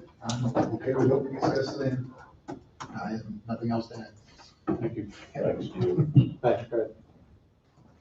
So now next on the CP4U is the appraiser. They will probably need to, they all need to be given an opportunity to come and say something if they want to. They don't have to.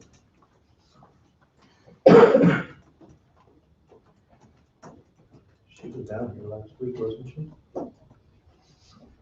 So should we just call them in advance so they can get here, so we don't have to set it late? Do you want me to call some? It'd be, Might how we get as well. them in. If they've got time to come down here, they can sit through it.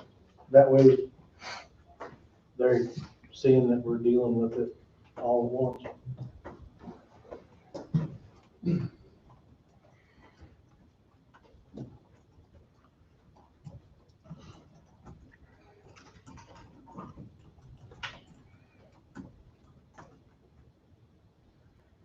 Not open. Hey Carl, was discussing department head salaries, you want to go in? No, I'll probably address you next.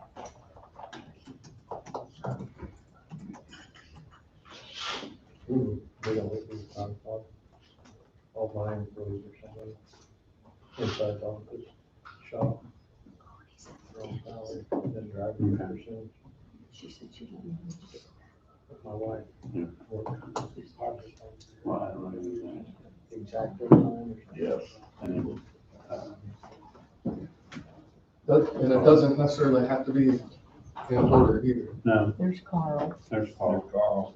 We can address him right there. So. But now going over. This is the CP4, which covers all elected, non-elected. So your name's on there. Everybody's going to be given the opportunity to say something that they want about where they are. With their salary. You don't have to. There's nothing that is that opportunity. I want to thank you guys for all your hard work on this. We've worked with Angie staff to make sure that we've got all the corrections made and we're good with it as far as for what we're doing. I'm good with my salary. Thanks, Carl. Thanks, Carl. I guess the appraiser is unavoidably detained at the moment, so. Okay.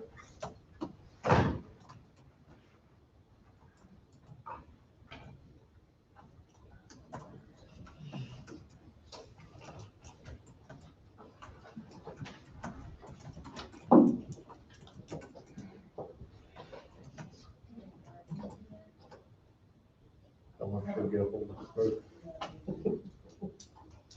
Okay, thanks. All right. Well, while we're waiting, once people are called, just to give them the opportunity to come or not come. Can take up the clerk, to take up the county attorney. Yeah, that's where I was gonna head next, actually, or my thoughts anyway. Yeah. So Angie, I have nothing to say.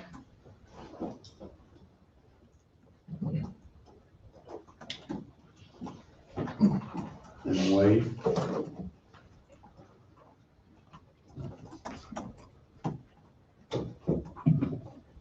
So I'm putting on my county attorney hat, so there's no question, right? And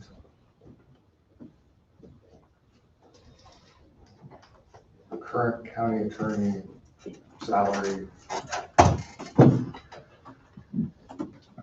58,389. According to the compensation study, it should be higher, right? Is that an understatement? And you don't have to say anything because you can have discussion later. Ultimately, I was appointed in December, actually, October of 18, I took assumed the role in December of 18, and I've been in that role ever since. I am not a first-time elected official. I've been previously elected. I was elected in Allen County, and I served as an elected official there as well.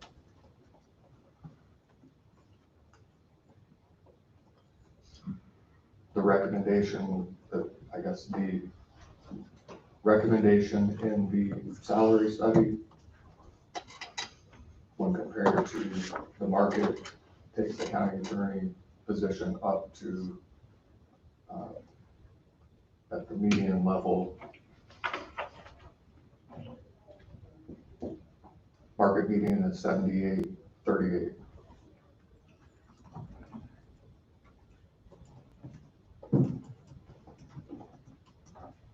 The 10% below is 79.43. And you all have those figures I'm showing 70,943. at 10% Yeah, below. you said 79. Said 70,943, correct. So I just want to point that out, but I don't want anything. That's not why I'm here. I just want to point that out because the roles and responsibilities that I have take very seriously. I think it's a fair comparison, but it's not why I'm here. You could take some of that away from me and I'd still be here.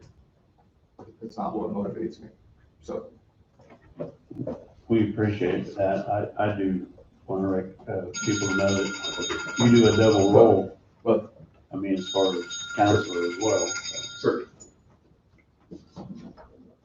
I mean, this, I'd comment after so everybody has the same.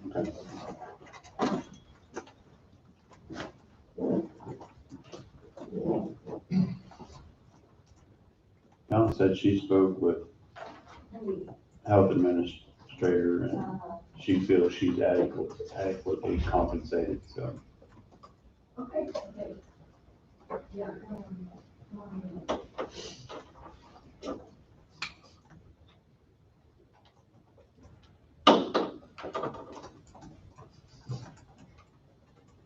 Not sure who you are. Everybody else has been called, we're just waiting for them to get here. Okay.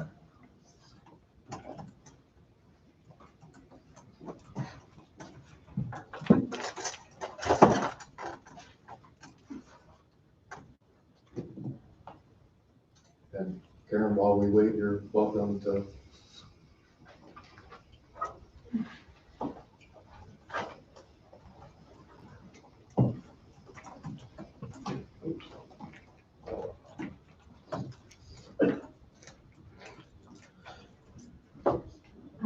Okay, I have some, I guess, talking points as far as, what was in the, salary study for the salaries. I either contacted or I found a 2018 KAC, elected official study. Well, let me go back to, it says, page 32 of the study, it says, because the county attorney and county sheriff have minimum requirements of education or certification to attain to run for office, says we cannot recommend that elected officials receive the same salary completely across the board. This is, however, an argument. There is, however, an argument to be made for the remaining elected officials to be paid at a similar or equal annual rate and appointed officials to be placed by market data. I put together a list from the counties that were used, Allen, Anderson, Brown, Butler, Franklin, Douglas, Ellis, Greenwood, Lynn, Lyon, and Potawatomi. I disagree with the study, that the McGrath study put together. I did submit my reasoning, went to ask Lisa.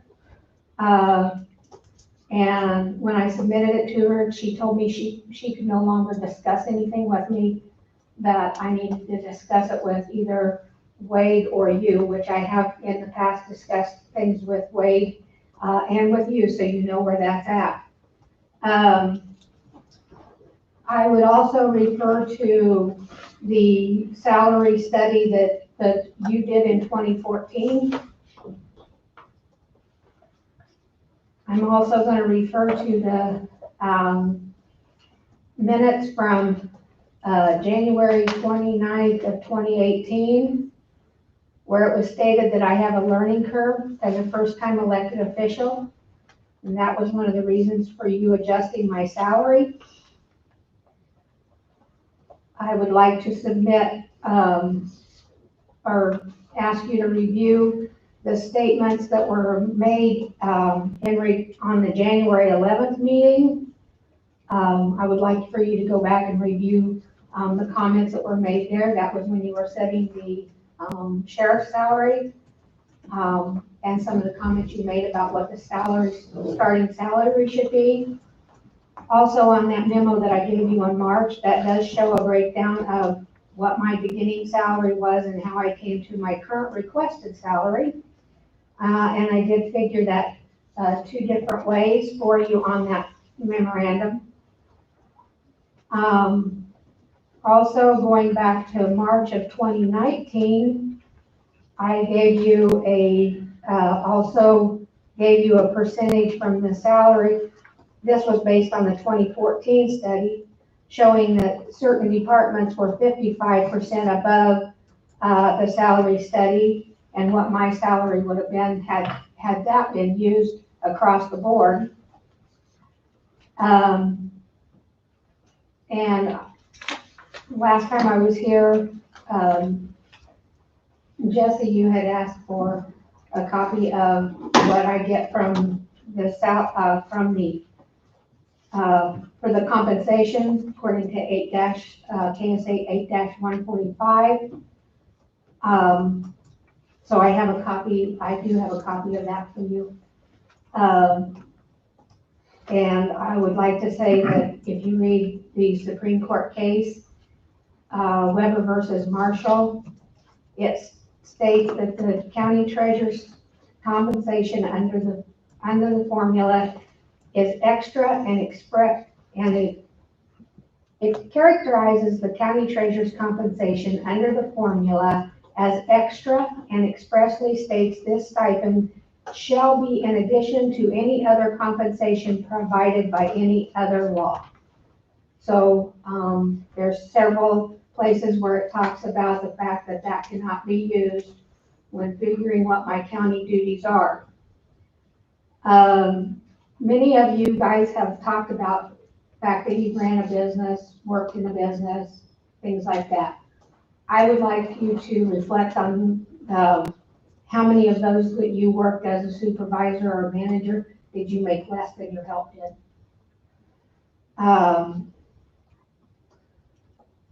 And along that lines, I think it's safe to say that when they did the salary study, they determined what the salary should be based on the job duties of the office. So when you go back and you look at my staff's salaries, what they determined was their salaries. I don't understand how my salary could be less than theirs when I have more job duties than they have, because I have to know all of their positions in case one is sick or out. So I'd like to just state that. And like I said, as far as I did try to discuss this with Lisa, as far as the salary study where I felt like it was differing. And I don't know for what reason, but I was told from her that she could no longer discuss it with me. So I don't feel like that I was given the option to discuss things like other departments were with her, to, bring what I had to the table. I know what I've given you is a lot of numbers and figures, but as the treasurer, numbers and figures are sort of my thing. So that's what I go off of. I truly believe numbers is is always a good way to explain things, because no matter how you look at things, a 3 is always a 3. It's not up for interpretation.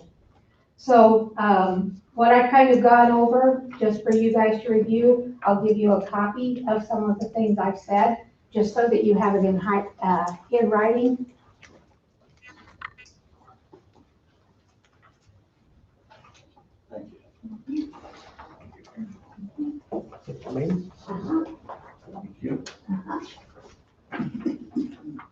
And I'd just like to conclude that I do appreciate you taking the time to look over my documents and take them into consideration. Thank you. That's good.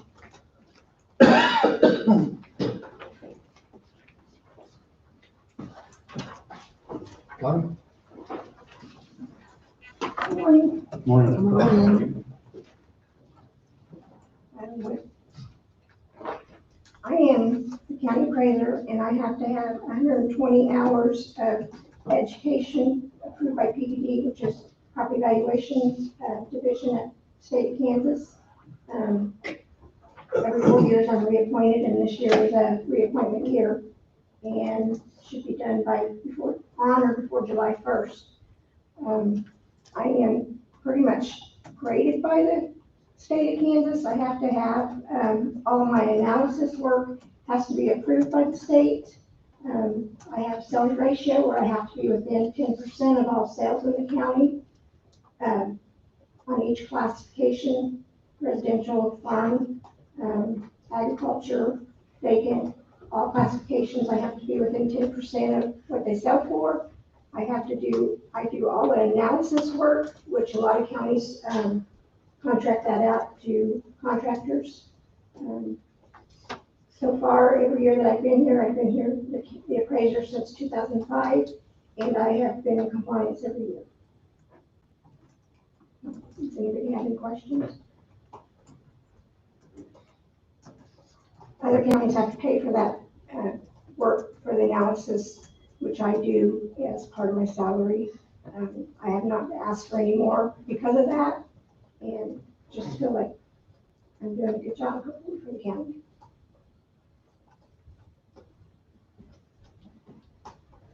Thank you. Any questions? Your current salary is where you feel like it is. I've always been told in the past that I don't discuss my salary until it's time for reappointment. So that's what I was basing it on, I guess. Okay. Thank you.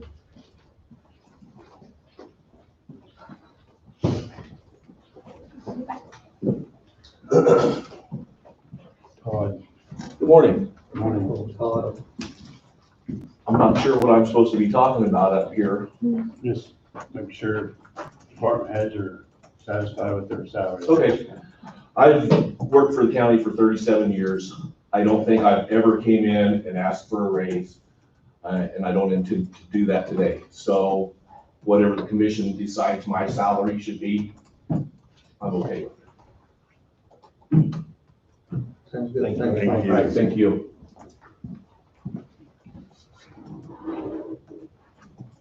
When? It wasn't in here earlier, so I'm not quite for sure what the question is to us right now. Well, basically just make sure department heads are satisfied with their present salary.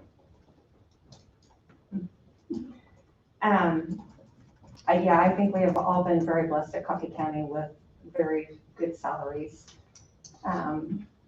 So I really have no complaint.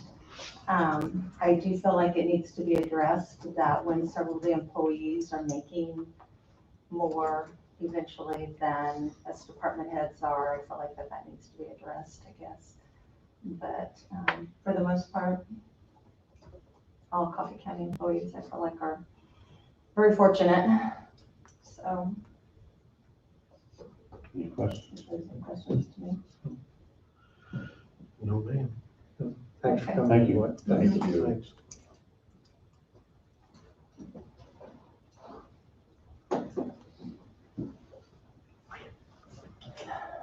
Well, we only left Wayne and Bobby. I don't know where Bobby's at. I can call him.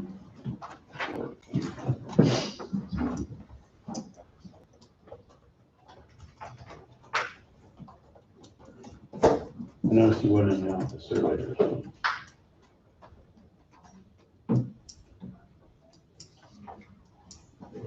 He was just appointed Yeah, so, 2 months ago, so, I mean, and the other one's contract, so. But, and the two you're talking about, they're not on the CP4E. Right. That's what you're covering right now. never.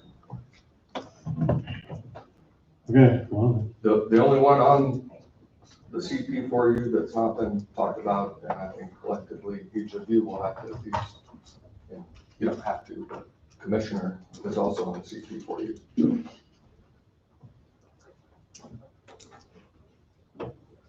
And you don't have to say anything, you can talk about that during discussion if you so choose. It's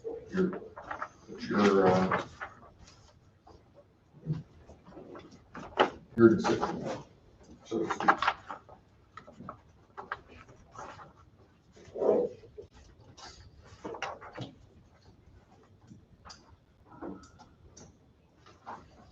So you're ready to move on? I am, I guess. Good. Okay.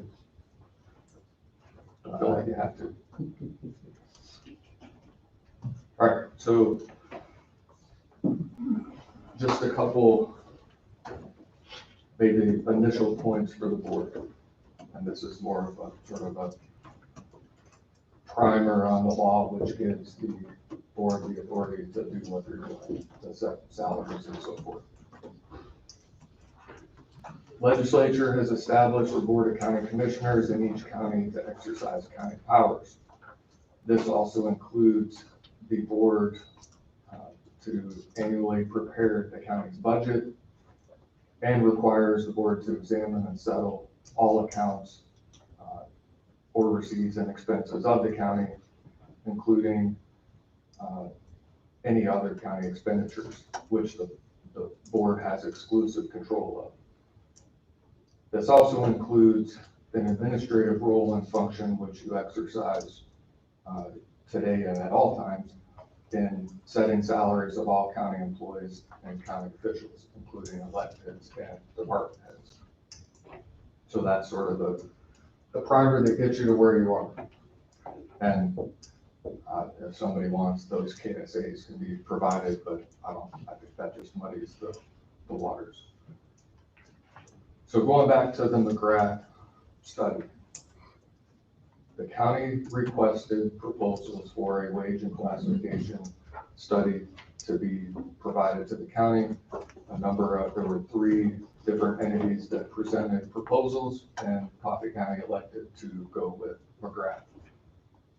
Fast forward to November of 2020, and McGrath, through one of their representatives, some of you were on the boards, you were on the board, weren't you? Yeah. Jesse's the only one who wasn't an active member of the board, but if I recall, you were lingering in the background. A little bit. Okay. A wage compensation and classification study report was conducted by McGrath Human Resources Group at the request of the Board of Coffee County Commissioners. The recommendations and findings related to that study was presented to the Board of Coffee County Commissioners in November of 2020.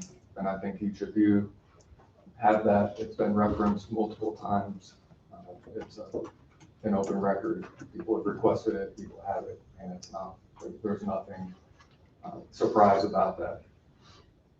In conducting the study, McGrath collected data from the external market by and through comparable participating counties, and those are listed within the compensation study. That study represented an accurate and fair representation of the market, and at that time, when it was presented in that data was collected, demonstrated the market median for each department head when compared to their current county compensation. It is from that starting position that the board today, after taking into consideration the comments from each of those who have chosen to present something to you this morning, for the board to consider, review, and make a determination of what should change, if anything. So we'll start with, we'll start at the top of the list, and I'll just give you some data to consider.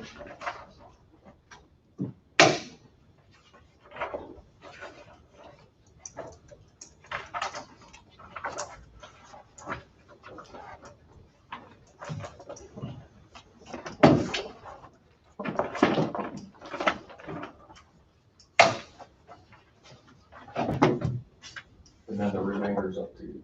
So we'll start at the sheriff. The sheriff, current salary on the CP4U 74,603.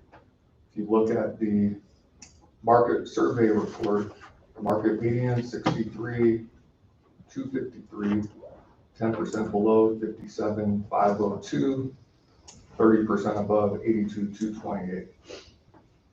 So when taking into consideration the sheriff, and this will be done for each one of the people who are on this list.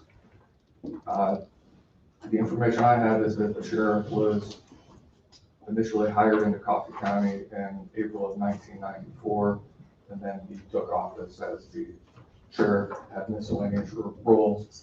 I don't know how long he was an under sheriff, but I think that's something that you can take in, use that information for what it is. IT director. Oh, the step O of the highest position in the sheriff's department is the under sheriff, and step O is 80,101. IT director.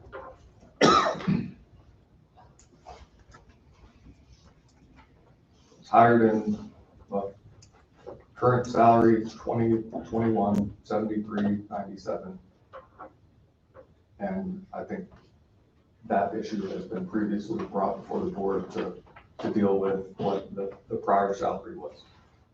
The figures for the IT director, according to the McGrath study, market median 81,599, 10% below 74,180, 30% above 106,78. The IT director was originally hired in March of 2006, became a department head in November of 2017, and has been in that role since that time. So that's a little over 3 years, 3.5 years.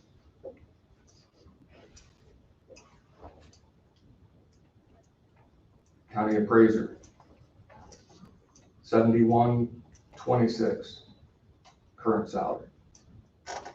According to the McGrath market survey,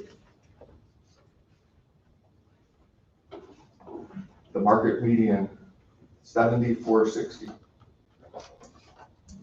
10% below 64,054, 30% above 91,598.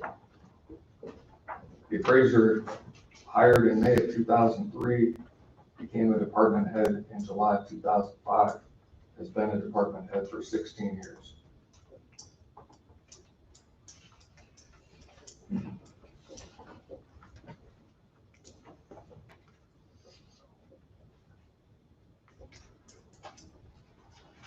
Emergency management, I think it's somewhat self-explanatory, but 64,113,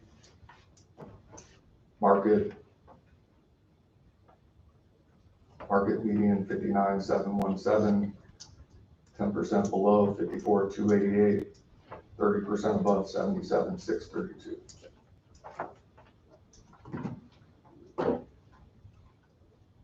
Was hired in May of 2010. Department head as of recently.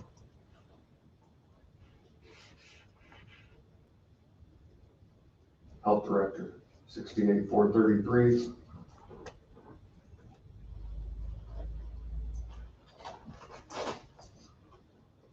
Or 431, whichever. No, 433. Market median, according to the study, 67,558, 10% below 61,416, 30% above 87,825. Just so you have it. And I'm doing this so you have all of this as comparison. The hire date, May of 2005, became a department head. February of 2007, has been a department head for 14 years.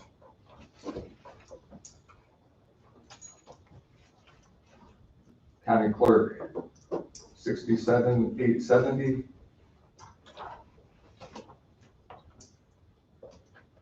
Market median, according to the McGrath study, 60,125, 10% below 54,659, 30% above 78,162. Hire date, April of 2001. Initially took office in November of 2004, took office after being elected in January of 2005. Has been in that role for 16 years now.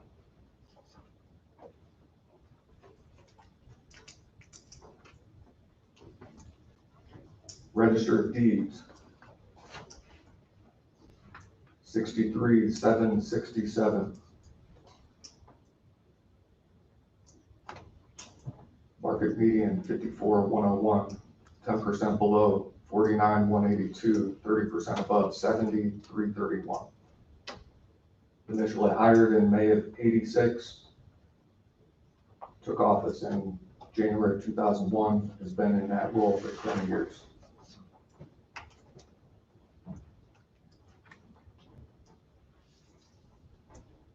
County treasurer, 52,391. According to the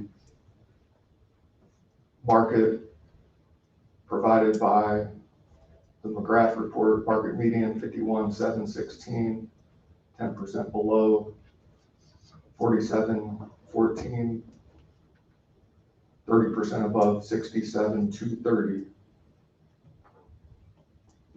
Treasurer was initially hired August of 2009.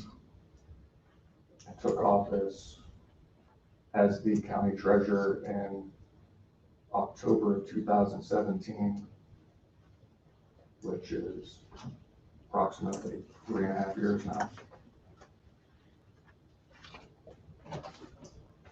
Excuse me, Yes, ma'am. I actually took office in February of 2017.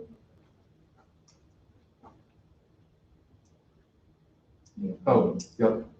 So, took office, so that's correct.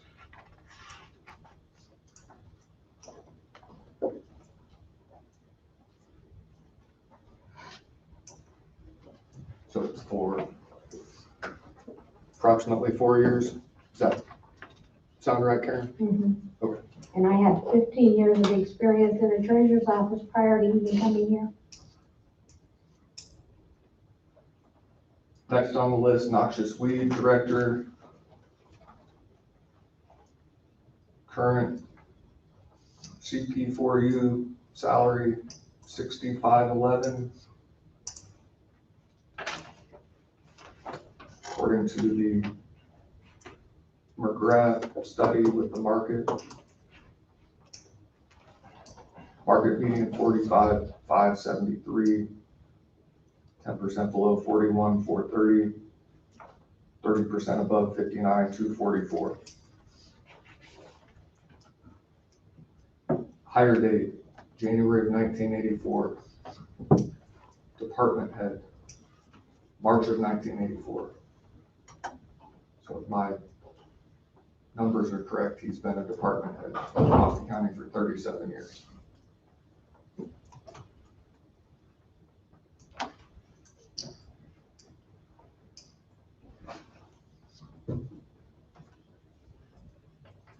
And then I've already covered the attorney, but I'll do the attorney again.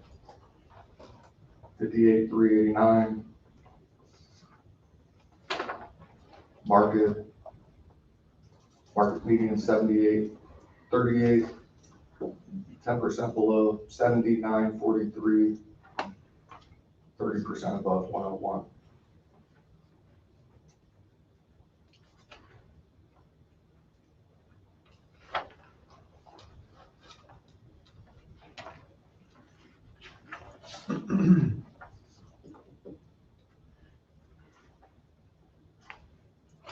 And since it's on the list, I just need to make sure that commissioner is covered as well.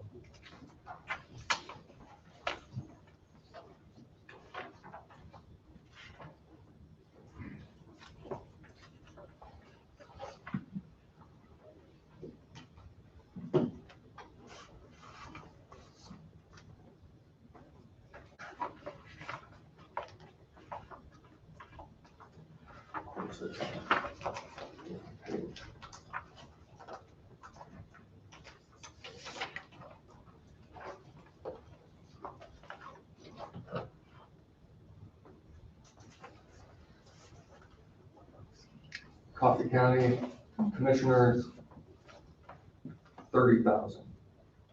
According to the study information,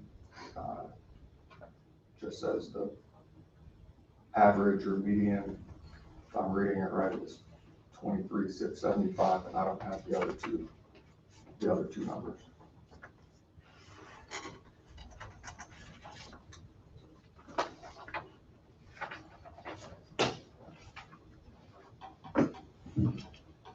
Can I ask why this sheet's not matching the white sheet? The There's 30. a separate book. That's the one I left at my office.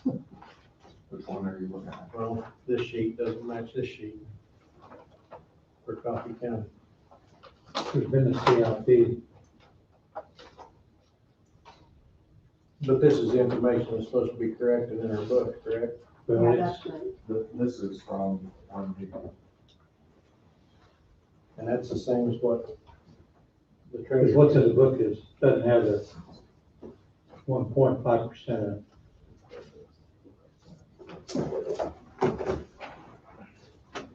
Okay, that book,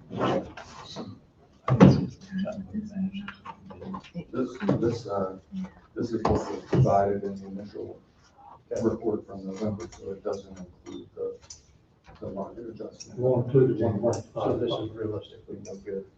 But, I mean, if you want to look back into the past, I guess. Why look back?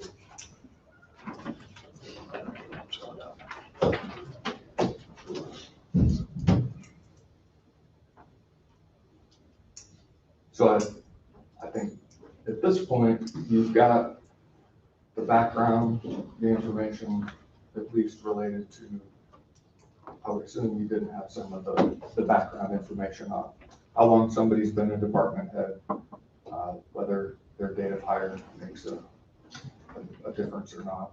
I don't think that's up to you for your review and consideration. And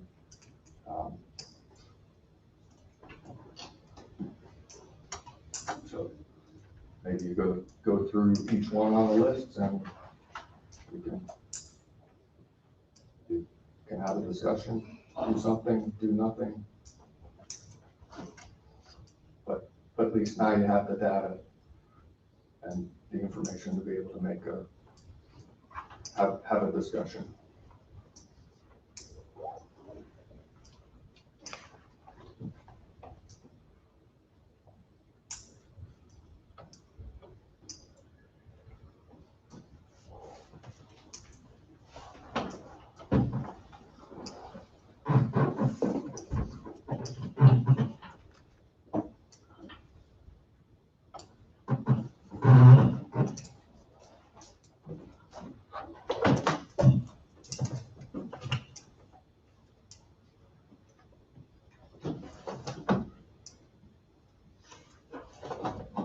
we want to go through each one of these and knock these out today? Is the question, Well- I'm guessing, As far as, the ones that are,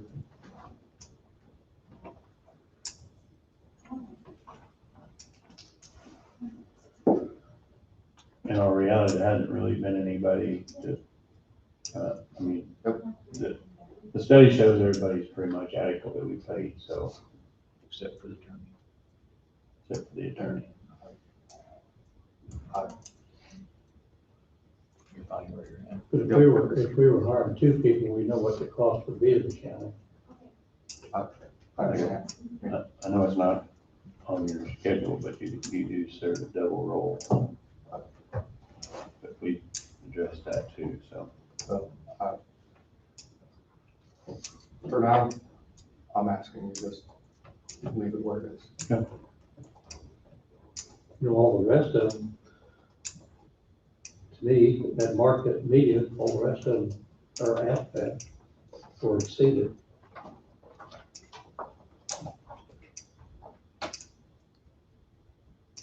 So you don't have to do anything, but I think, so that what you're doing is open and transparent, so that it's all done and discussed at the same time, whether it be internally or externally, so that it can be,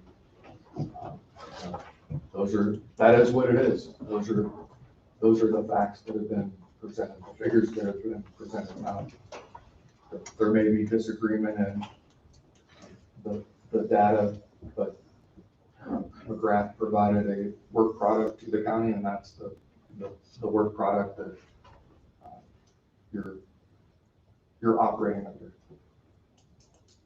So, The appendix C that we're looking at as part of it, 10% below, and maybe it's in here, except I haven't read that part of it for a long time. Why did they jump as high as 30% above? I think it's just Where's the value of that? I think it's just comparison, so you have something to go off of. Now, that's not my area of expertise, so that's just. I never did ask Lisa why she jumped to 30. Yeah, I think that's just what in those studies that I think that's what's done. So the only one that you probably need to have a discussion on then, or to at least entertain some changes, and, you know, at least the treasurer has presented some additional documentation for you to review and consider. And I'm not sure if you've had the time and opportunity to do that, but what the treasurer did indicate, what Karen did indicate, was that the motor vehicle fund cannot be taken into consideration when setting the base salary for the treasurer. So I would point to, and she cited the statute, that's KSA 8145. So in essence, the board is required to establish that base salary to the county treasurer on county treasurer responsibilities only. And at least if you look at the study that was done by McGrath, that study does show that data was used and established the market median for the county treasurer at 51,716, and that was related to county responsibilities only. And also contained within the report, it does mention that it didn't take into consideration when establishing that base salary, the compensation that the treasurer mentioned under 8145. So the current salary with the adjustment in January for the county treasurer is 52,391.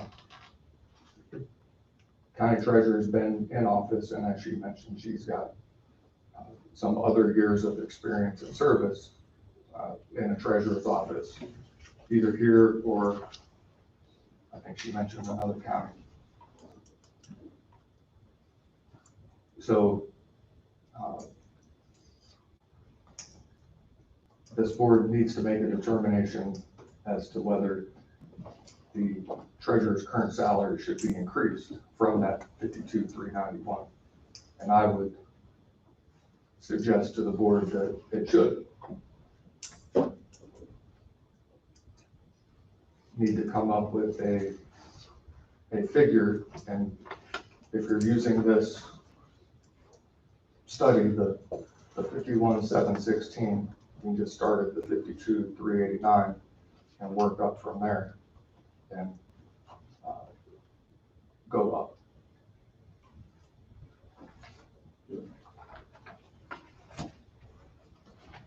Now, whether you want to take into consideration the figures that Karen's provided, that's up to you. But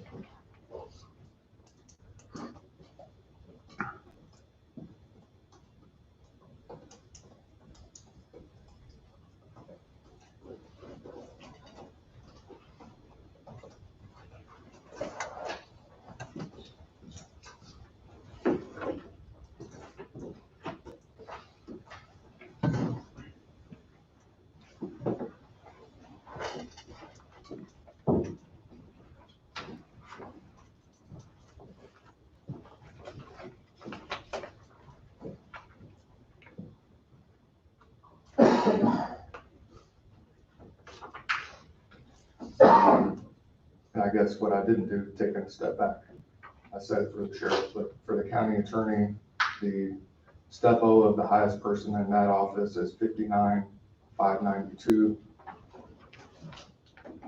Step O of the highest position in the clerk's office, 63,731.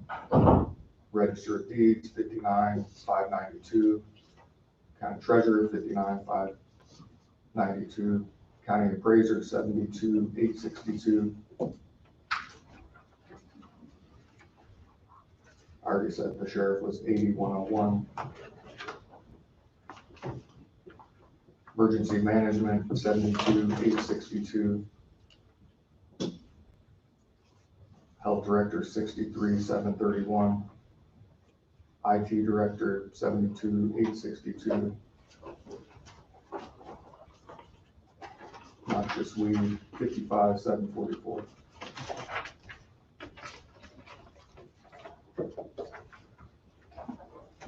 So there's a number of either electeds or department heads that should someone get the step O, then they're going to be above what that department head or elected will be making. My understanding of how the study works is the board will have to make a determination and decision on a year-to-year basis to keep that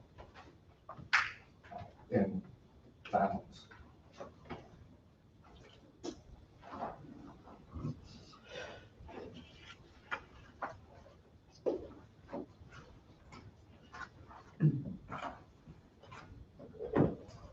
We're going back to what we have in the book that Karen gave us, I guess, on the department head.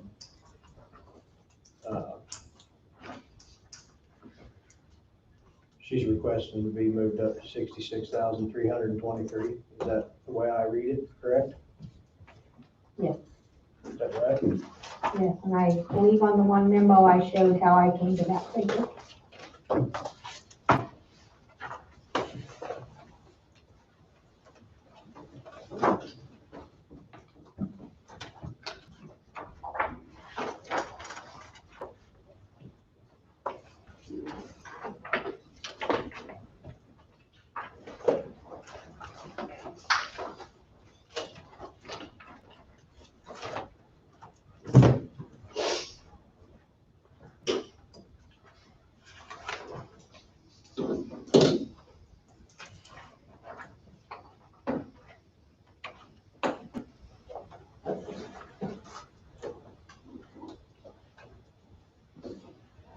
An increase of $13,932 roughly.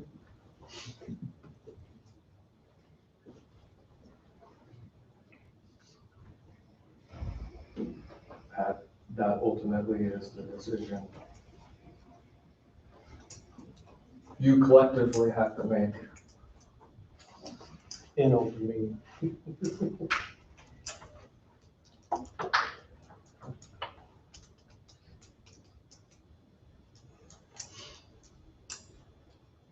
Now, I'll take you right. You're dealing with all of this at the same time.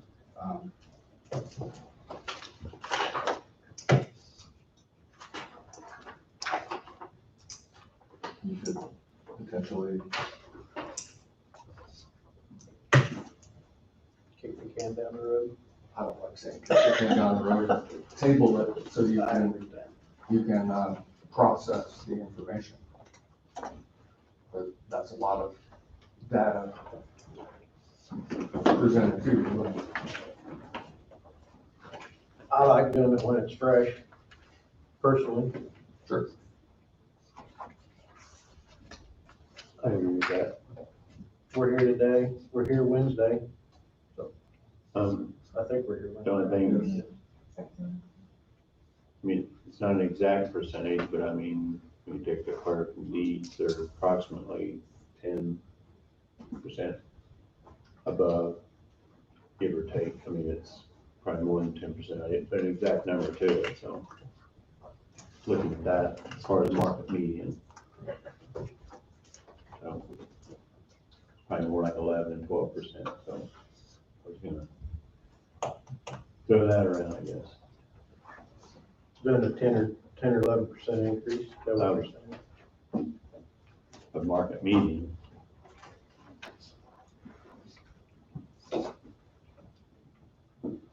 Again, suggestion, not a request, I mean, just where my mind was going. So what would that figure be, do you know? I'm sorry, I had a calculator, 59,357.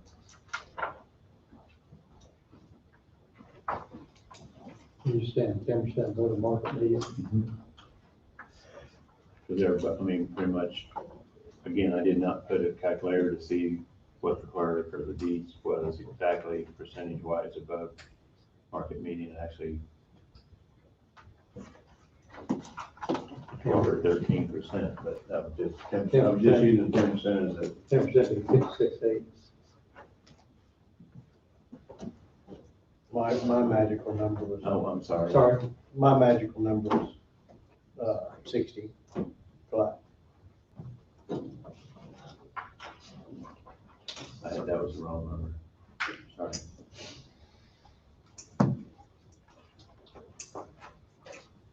That's right.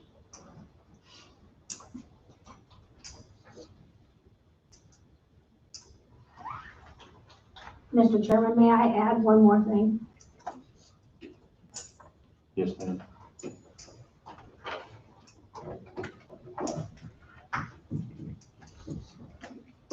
$56,887. yeah. 688. I had two numbers going at the same time, sorry. Okay. On my memo that I presented you guys with my CP5, and there is a copy in here, it does not have a date on there. But it's the one that has, looks like this. Okay, on that, the current salary for the deputy, where I came up with those percentages was I looked at the report, the McGrath report, and I also looked at what the next in line person was making. Because in McGrath, it says that, basically says you need to be above, you need to not have compression, you need to be above what the staff is making. So when I say, the 21.7 was using all department heads, not just, and then the second one was 15.2% above the next in line, and that was elected officials only. So I guess in the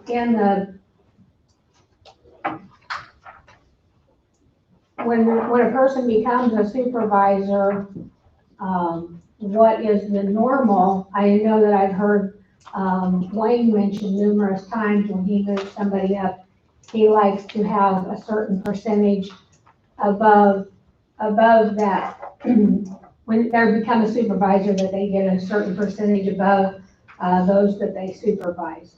So I would ask you to look into that. Like I said, I don't have that exact figure. I know he's made that comment before. So is there something that you guys have used in the past to say, if you're moving into a supervisor position, you should be making X amount of dollars more than the ones you're supervising? So like I said, I kind of reference, I say above, next in line, and then, but I didn't really explain very well in there where I came up with those figures. But like I said, I did use the study and the, of course, it's going to change a little bit because I was using what was actually in the study, not where the help was, but completely. So I gave this to you in March before all the decisions had been made. But anyway, like I said, that gives you some other ideas of what I was, how I came to show you that I came to that 66,000 by figuring it two different ways. Either using the percent above what my next in line was making, or using my beginning salary as you discussed, when you set the sheriff's salary, that was the salary I was told when I ran for office. And I will say that I was deputy before that, so right now I make less money than I make less of a county salary than I did when I was deputy. I don't recall, because I've only been here 4 years, I don't recall whether we've ever established the percentage of funds over vice department or deputy. I think that'll Bob's been here a lot longer, so I don't think I've ever heard that comment. But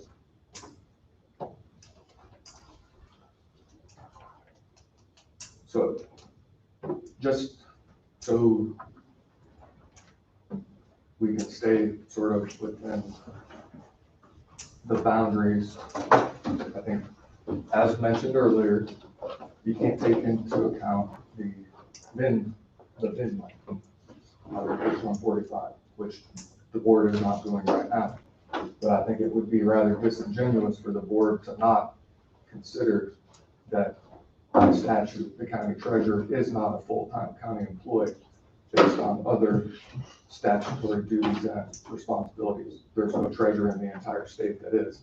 So the difference between what the treasurer makes and some of those who work in that office is going to be different for that reason. You need to establish what the base salary is for the county treasurer based on the duties and responsibilities of a county treasurer in the county, not taking into consideration any of the others. That's what your task is.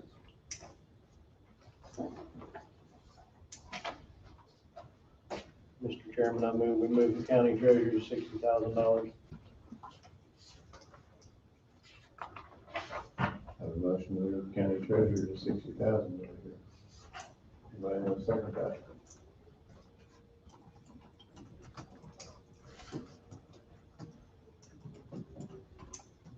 I will second it. Because according to my discussion on it will be that when going back through the clerk deeds, all like that is one's 12%, one's 15% above, so That's probably That would- 13% figure. that would put her right in from market median. We'll go back to say that from market median, that would put her within that 10 to 15% vicinity, just like the rest. If I understand what you're doing, you're attempting to take into consideration the time and service for the treasurer and where the treasurer is compared to others similarly situated in the county. Correct.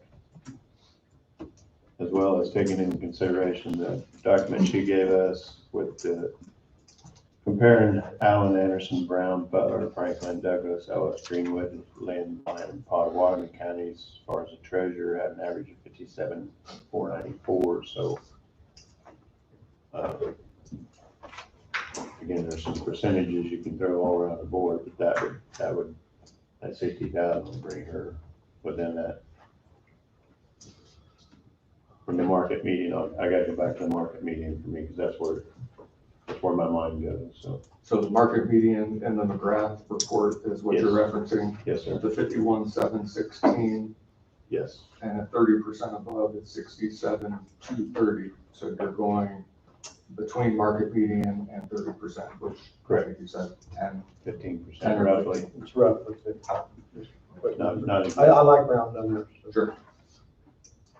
I just want to make sure, so it's clear how you got there and what it is that you took into consideration in making that decision, if that's what you're so choosing to do.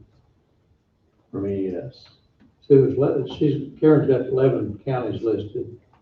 Our study's got 24 entities in 16 counties. And that tells us that those others, 5 or 6 counties are paying their treasurer in the $45,000 range.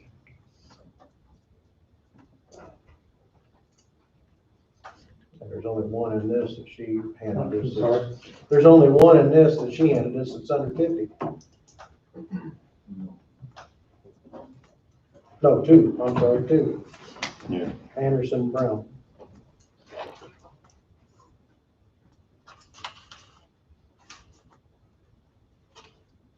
So Jesse made the motion to move her to 60, and I seconded it. Any more discussion? All in favor?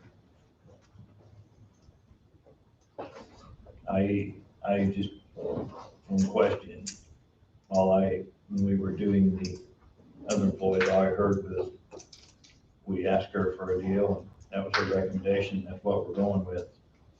Now we're changing that, is my only comment. On the study, wage study. And is this effective for one? When is this effective? Once you get all the participants figured out, then you get to decide when it goes live. You want to go, I don't know how tricky that would be. It's not very many people, but the modifier changed that on the county clerk end, but.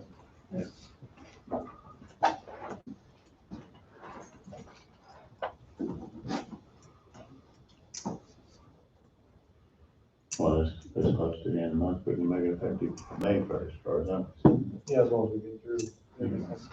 I mean, it's action on something that's been, Well, the only reason I asked because into the motion, we had an effective date, this one, I didn't know we were gonna leave it open-ended or whether it would be a date for it. Gotta get past the vote first. yeah. You know, my thought, I don't have any problem making a small adjustment. Me moving up to 60 is a little more than what I'd like to see, but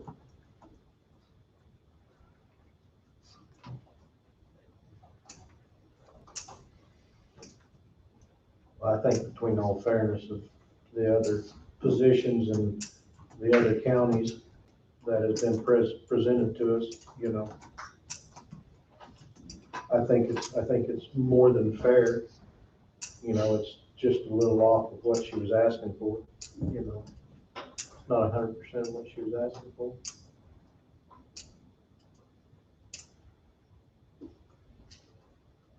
Getting in the middle, so to speak. Well, I mean, you're looking at the other counties and then it seems to me that's a little bit repressed.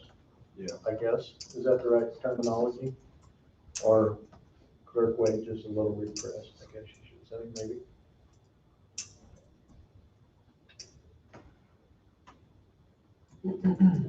I guess my question would be, Wade, you said did you have a recommendation when you said you felt that it needed to be raised? Did you have an idea, or were you just thinking we needed to decide? I didn't personally have a recommendation, because I'm not a decision maker. I just wanted to get you pointed in the right direction on what the what your starting point was and what you needed to look at, and then for you to make a decision that would be a fair and accurate representation of what that salary should be. And that it needs to be the same for everybody across the board, but since the request is made by Karen, she's presented information. The starting point was the McGrath data, and then to start there, I mean, my opinion was it needed to be raised, but to what level, that was that's your decision. And I think the analysis that I've heard the board go through seems to demonstrate that a number of factors were taken into consideration, and including the base salary, including the data points that were provided, and that. Does that answer your question? Whoever, Don? Looks like the average of the ones that she gave us. And That's kind of where I come up with the number.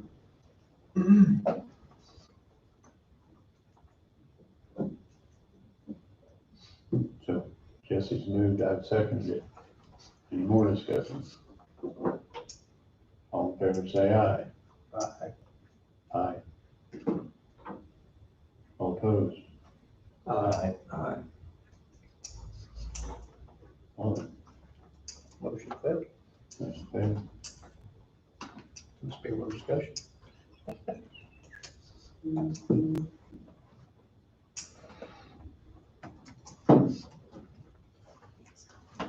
Well, You know, I don't know if it's proper or not. I feel like something probably needs to be done.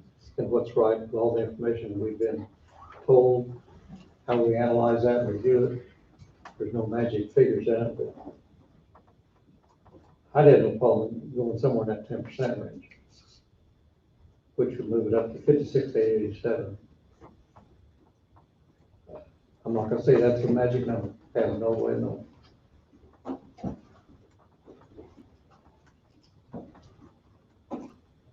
But, Mr. Chairman, I'm gonna move that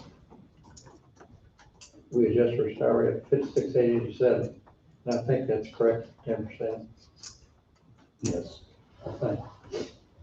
And make it effective, I don't know if it can be made effective April 1st or not, but that's pretty quick. I assume you probably still could. We can, I just need to know if you approve it. I will submit that motion. I was made a motion, all second. and a seconded. Any further discussion? I guess my question is if we're just talking treasure now, when we say. Correct. Okay, In my opinion, yes. What's your statement, Bob? well, I was just questioning, since we're taking them all at once, was everything gonna be effective the same day?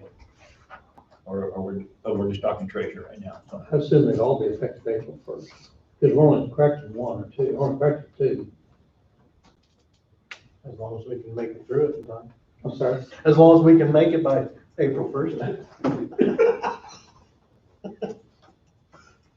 Because there's no change in all of them except No. one possibility of two. John has moved, Tim has seconded. On the 56, what'd you say? Sorry, I didn't write it down. 56,887, but I didn't do that by computer either. I was attending to, and we got 10%. lost in discussion, 56, 87. John's wanting, or Bob's wanting to know if it's going effective on this month's pay, April 1st, and Angie concurs that it's not an issue. Okay. So, all in favor? Aye. Aye. I, Aye. All opposed? Aye. Yes, it's opposed. Motion passes 4-1.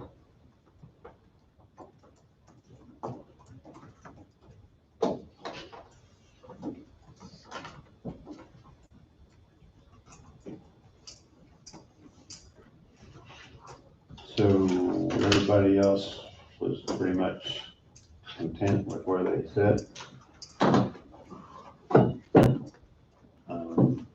I see Wayne's here.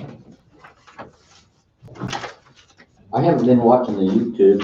I was just, text to come up here and understand it was on the agenda, so, and just visiting with Wade just a little bit, sound like there might be a resolve to, basically compensate for the surveying side of things. So if that's good, then I don't have anything else to talk about, so. You presented that here some time back. Yeah. The only reason I brought it up.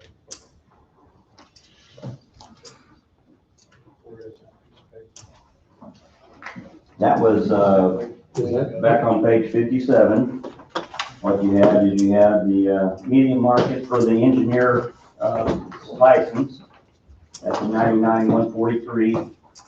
And then you have the surveyor stipends, so there's, once again, there's very few, if any, county engineers that are also surveyors. I can only think of one, beyond myself, so it's 2 total of the 25 county engineers of the 105 counties. And so, she doesn't have the market median, but I was just kind of averaging, I believe, last time was somewhere around 11,000 or something like that was the difference between the 960 at 10% below and the 30% above is the 12,000.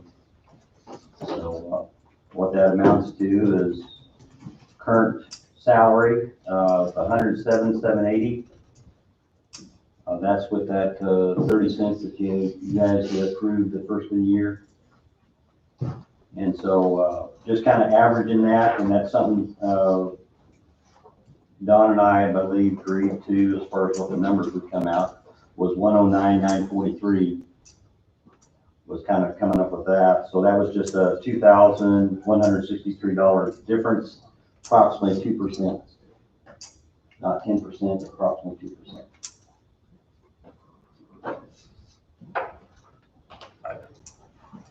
I guess my problem with it is that I was here when you were hired and you read all your degrees and everything you had when you were hired, and that was one of them. And we gave you the salary we gave you when you were hired because of all those situations. So now, 14 years later, you're coming in and saying, I want more. Well, let's be clear. You're doing a market study, and this is a market median that you're evaluating every department head, not just me. So let's not point this out to say if that's going to be the case, then you evaluate the treasurer that's coming in. No, I'm telling you So that I was I'm done with involved in it. that. I'm telling you, I was involved in it when it came, and that's my point.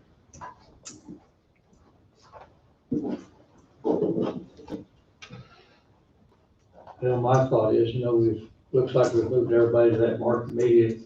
If they weren't there, it's except our attorney. And to me, and that was Wade's request, not to be changed, as I understand it. My thought is to treat every department head, elected, non-elected, whatever the circumstances might be. To be fair, I think we need to move Wade's up that 109,943. But So the suggestion is that that be done, if that is something you're gonna consider as a separate contract, because it's for a separate type of specialty service. And my suggestion was gonna be that you think about that, and then we can revisit it here in the next several days to a week. So basically, it's drawing up a contract to show the survey. Exactly. I'm sorry, Jesse. Basically showing his a contract as a surveyor also for the county. Okay. I'll let food for some thought. And there can be a discussion about that. We'll be here Wednesday, but that's long.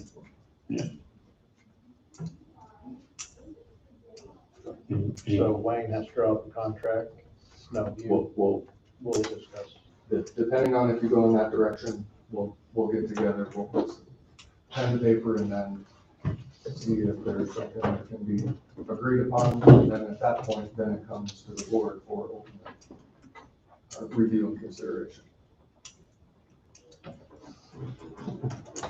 Any more discussion we need to have on salary? And tiptoed across them all, didn't I believe we did. So roundtable, go to you unless you think we need further discussion on this. And I think you've covered it, it's been done in an open, transparent way, quite a bit of discussion, and I'm not sure what anybody else could want other than what's been done. Right. So I think as far as that goes, I need to leave. I can come back after lunch if you wanna continue the meeting then, or meet back up on Wednesday, but there are topics that will need to be discussed at some point in time related to the, some of the follow-up regarding the HR audit and recommendations and findings there, that I would request an executive session to be able to discuss those. So it's your call. You can come back this afternoon, or if you're available, or try to take it up Wednesday, it's your. Anybody got a vote on that either way? I'm okay for Wednesday, we're gonna be here anyway. We are. Ken and I should have to go to the plant at 12:30, we're meeting in the parking lot, which depends on the length of the executive sessions, the late on, and the time on site and vouchers. Whether that time could be delayed or not, I don't know. I know we are set to leave at 12:30. Well, So you're okay with doing it today? If we get through round two and then we can just take an hour break for lunch and then come back and address this, is that? I wouldn't anticipate the meeting would take too incredibly long, but it is one that you don't want to rush and push through. Just, nothing needs to happen haphazardly just so you can get out of here. Right, no, I agree. That's the only thing. We got I the agree. set aside, let's just do it. And I'm okay, I'm okay with Well, today. did you say something about you needed to leave? Yeah, I need to leave. When you thinking you're gonna be back? I can be back by 1:30. Don't rush it. Okay. We'll get through round table and then we'll recess and then we'll just come back around 1:30. How's that? Perfect. That'd be plenty of time for you? Plenty of time. All right, awesome. Angie, do you have anything? Yes, so I wanted to go over and look at check signing moving forward in the future here. We've got April planned, of course, for this Wednesday at 9. Right. May, we have May 25th. June, we have Monday the 28th. And July, What did you say on May? 26th. 26th? 25th. And why is that? It was set up on 25th and you changed it to 26th here a month ago. Let's see, 25th is Tuesday. Well, because we were gonna do them when you're here for meetings, so we didn't have to do them on Wednesday, unless that won't work for you guys. Matter not to me. Will we be here on Monday? You'll be here on Tuesday, because the Because it's holiday. Memorial Day. Yeah, but it's a week later. Have Memorial Day's 31st, not. I know Oh, this, and okay. I apologize. I was Yeah, gonna call you. Thank you, that's right. Okay, so then we would look at the 26th. That's why we. 26th, we changed it to 26th here a couple months ago. That's why. That's why it's got crossed off. Yeah. Okay, so then, we have Monday, June 28th. Okay, that's what we got down already. Okay, if we look at July, can we do We don't have nothing on it yet. July 28th also? 28th, Yes. And August. We could do the 30th on that Monday, Karen, but that would only give you one other day. Would that work or not? Give me the, sorry, I was. August 30th, Monday. The 31st is Tuesday. Yeah, I'll make it happen. You wanna try to do Monday the 30th, that way you're already here? The 30th? Works for you ladies. On That works for you ladies, I'm whatever. Okay, and then let's look at September. Try to shoot for the Monday, the 27th, you'll already be here. October, probably have to come in on the 27th again.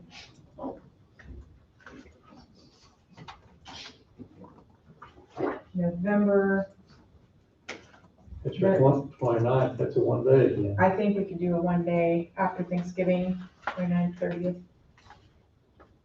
You asked me? Yeah. I won't be here in November. Oh, yeah, sorry. You better wait then. Okay, we'll stop there then. For now. Okay. That it? And, well, Chuck's is off this Wednesday, and, I just want to extend appreciation to all the department heads and, some of the employees that helped get this chart ready to go and accurate, so, like I said, if we did make a mistake somewhere, out of 150 employees and 1,300 entries, hopefully, if we don't, it'd be amazing. That's all I have. Tim? Yes. At which point in time are we gonna move back upstairs? You know, I guess we haven't had that discussion. That's what I wanted to know. We can.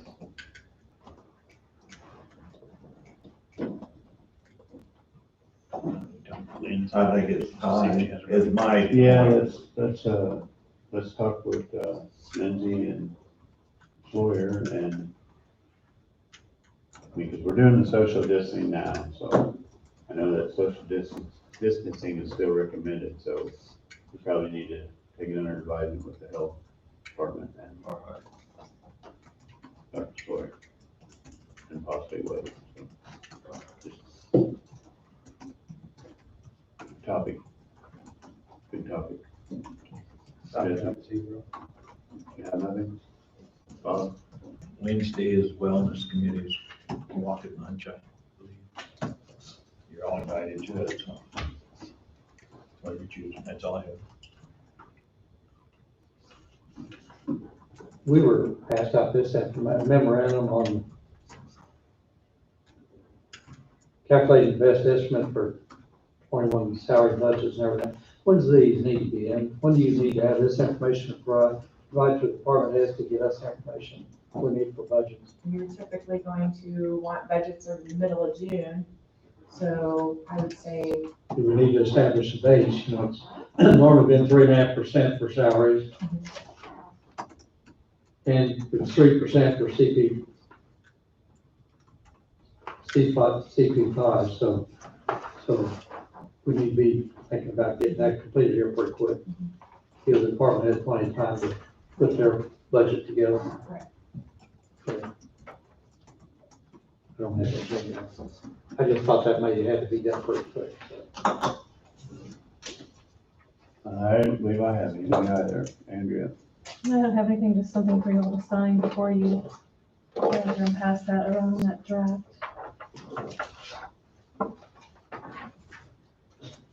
So that's for the high risk Oh, that's right. grant funds. Is that it? Yeah, and then just a couple of the payroll notices for you to sign. Okay, all right.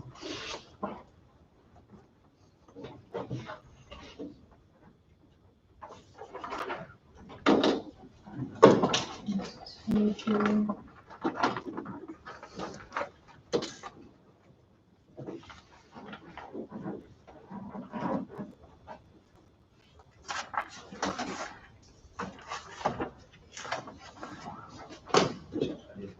Shouldn't have to sign it, but I will, so I'm gonna approve it. And this replaces my contact information on Just it. approved it, I'm for it. All right. I'm on there, but do it. That's what the commission said. Protest.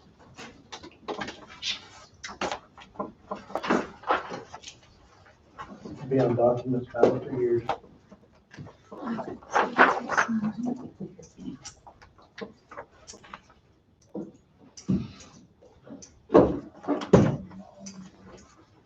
that was it for me.